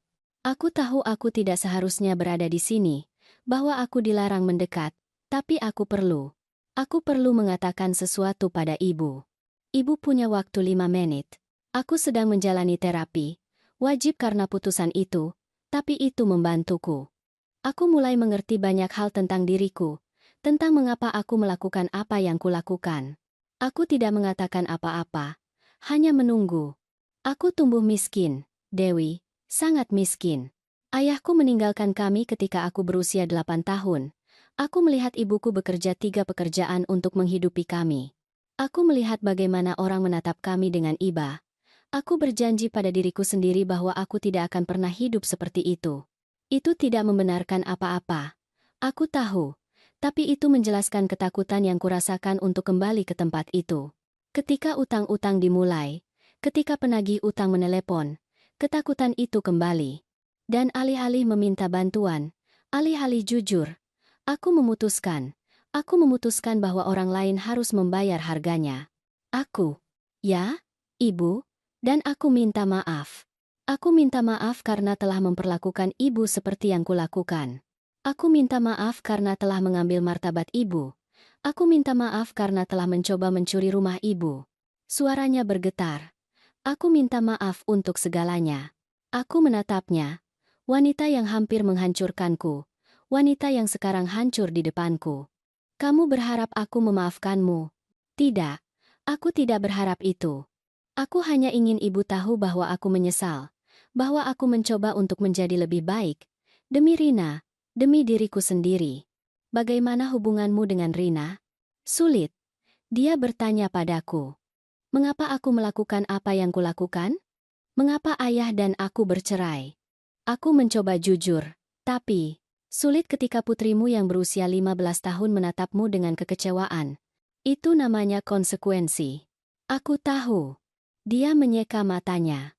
Baiklah, aku sudah mengatakan apa yang ingin kukatakan. Aku pergi sebelum ibu memanggil polisi. Dia berbalik untuk pergi. Ayu. Dia berhenti. Aku tidak memaafkanmu. Belum. Mungkin tidak akan pernah, tapi aku harap kamu benar-benar berubah. Demi Rina. Dia pantas mendapatkan ibu yang lebih baik. Aku tahu, dan aku akan melakukannya. Atau setidaknya aku akan mencoba. Dia pergi. Aku melihatnya menjauh di jalan. Sosok yang kesepian di bawah matahari sore. Siti muncul di sisiku. Dia datang untuk kelas merajut. Itu Ayu? Ya. Apa yang dia inginkan? Meminta maaf. Dan tidak ada. Permintaan maaf tidak menghapus tahun-tahun rasa sakit, tetapi setidaknya dia mengakui apa yang dia lakukan. Apakah itu cukup? Tidak. Tapi itu adalah awal. Kami masuk ke rumah bersama. Sanggar merajut sudah penuh dengan wanita. Tawa mereka memenuhi ruang yang dulunya begitu sunyi dan sedih. Malam itu, setelah semua orang pergi, aku duduk di kamar tidurku, yang utama, yang kudapatkan kembali. Aku mengeluarkan foto lama Arman dan aku, 30 tahun lebih muda, tersenyum di depan rumah yang sama ini pada hari kami membelinya. Aku tidak pernah membayangkan aku harus berjuang begitu keras untuk mempertahankannya, kataku pada gambarnya. Tapi itu sepadan. Aku menyimpan foto itu dan membuka buku catatanku. Sejak semuanya dimulai, aku telah menulis. Pertama sebagai terapi, kemudian sebagai catatan. Aku menulis entry terakhir. Hari ini, 6 bulan setelah mendapatkan kembali hidupku, aku mengerti sesuatu yang mendasar. Martabat bukanlah sesuatu yang orang lain bisa berikan atau ambil darimu. Itu adalah sesuatu yang kamu putuskan untuk pertahankan, bahkan ketika seluruh dunia memberitahumu bahwa kamu tidak berharga. Selama 12 tahun aku membiarkan mereka meyakinkanku bahwa aku adalah beban, bahwa aku harus berterima kasih atas remah-remah yang mereka berikan, bahwa usiaku membuatku tak terlihat, tidak dibutuhkan. Tetapi aku berusia 68 tahun ketika aku memutuskan bahwa itu sudah cukup, dan jika aku bisa melakukannya pada usia 68 tahun, siapapun bisa melakukannya di usia berapapun. Itu tidak mudah. Menyakitkan kehilangan orang yang kamu pikir adalah keluargamu. Menyakitkan menemukan bahwa orang yang mengatakan mencintaimu bersedia menghancurkanmu demi uang. Tetapi di sisi lain dari rasa sakit itu ada sesuatu yang indah. Kebebasan. Hari ini aku punya rumah yang penuh tawa. Aku punya teman yang lebih dari keluarga daripada darah. Aku punya tujuan yang membuatku bangun setiap pagi dengan keinginan untuk hidup. Dan aku punya sesuatu yang tidak kupunya 6 bulan lalu. Rasa hormat pada diriku sendiri. Karena aku belajar bahwa menetapkan batas bukanlah keegoisan. Itu adalah cinta diri. Aku belajar bahwa mengatakan tidak membuatmu menjadi orang jahat, itu membebaskanmu. Aku belajar bahwa tidak pernah terlambat untuk mendapatkan kembali hidupmu. Aku berusia 68 tahun, dan hidupku baru saja dimulai. Aku menutup buku catatan. Aku mematikan lampu, dan aku tidur nyenyak, tanpa suara mesin cuci yang membangunkanku, tanpa bau deterjen di spray, tanpa beban penghinaan yang menghancurkan dadaku. Aku tidur di tempat tidurku sendiri, di kamarku sendiri, di rumahku sendiri. Aku tidur sebagai wanita yang bebas. 3 tahun kemudian. Epilog. Pusat Seni Dewi telah berkembang. Itu bukan lagi hanya 3 sanggar. Sekarang kami punya kelas yoga, memasak tradisional, menulis kreatif, bahkan kelompok membaca. 120 wanita melewati rumahku setiap minggu. Wanita berusia 50 hingga 85 tahun, semua mencari hal yang sama. Tempat untuk menjadi diri mereka sendiri. Beberapa datang baru saja bercerai, mencoba membangun kembali identitas mereka. Yang lain datang menjanda, mencari cara untuk mengisi kekosongan. Yang lain hanya datang karena mereka lelah menjadi tak terlihat. Dan semua orang menemukan di sini hal yang sama yang kutemukan. Komunitas, tujuan, martabat. Rina berusia 15 tahun sekarang. Seorang remaja cantik, cerdas, dengan karakter kuat seperti neneknya. Dia datang setiap akhir pekan, membantu dengan kelas, belajar dari ibu-ibu itu. Nenek, katanya padaku suatu hari Sabtu saat kami mengatur benang. Ketika aku besar nanti, Aku ingin melakukan sesuatu seperti ini. Menciptakan ruang di mana orang merasa dihargai. Kamu akan melakukan hal-hal luar biasa, sayangku. Kamu pikir ibu bisa datang suatu hari nanti? Hanya untuk melihat, bukan untuk tinggal. Ayu telah menyelesaikan masa percobaannya tanpa masalah. Dia bekerja di kedai kopi, tinggal di apartemen kecil, masih menjalani terapi. Hubungannya dengan Rina membaik perlahan. Mungkin suatu hari nanti, jawabku, ketika waktunya tepat. Dimas telah selesai membayarku 6 bulan lalu. 1,75 miliar rupiah yang butuh 3 tahun untuk dibayar, tetapi dia melakukannya. Kami impas, Bu, katanya padaku ketika dia memberiku cek terakhir. Tidak, jawabku, kita tidak akan pernah impas, karena ini bukan tentang uang, ini tentang rasa hormat. Dan yang itu, nak, kamu bayar setiap hari dengan tindakanmu, dan dia melakukannya. Dimas telah berubah. Dia lebih hadir, lebih perhatian, lebih sadar, tidak sempurna, tetapi lebih baik. Malam itu, setelah semua orang pergi, aku duduk di taman. Bougainville lebih indah dari sebelumnya, menutupi seluruh pagar dengan bunga fuksia mereka. Siti duduk di sisiku dengan 2 cangkir teh. Apa yang ibu pikirkan? Tentang semua yang terjadi, tentang bagaimana sesuatu yang begitu mengerikan berubah menjadi sesuatu yang begitu indah. Karena ibu mengubahnya menjadi sesuatu yang indah, Dewi, itu tidak terjadi begitu saja. Ibu memutuskan untuk melakukan sesuatu dengan rasa sakit itu. Kurasa begitu. Kami minum teh kami dalam keheningan, mendengarkan jangkrik, merasakan angin malam yang sejuk. Ibu tahu, kataku akhirnya. Selama bertahun-tahun aku pikir hari terburuk dalam hidupku adalah ketika Ayu berteriak padaku di depan semua orang. Tapi sekarang aku pikir itu adalah hari terbaik. Mengapa? Karena teriakan itu membangunkan aku. Itu membuatku melihat bahwa aku telah berhenti menjalani hidupku sendiri, dan itu memberiku keberanian untuk mendapatkannya kembali. Siti mengangkat cangkirnya. Untuk teriakan yang membangunkan kita, aku menyentuhkan cangkirku dengan cangkirnya. Dan untuk keberanian untuk bangkit setelahnya,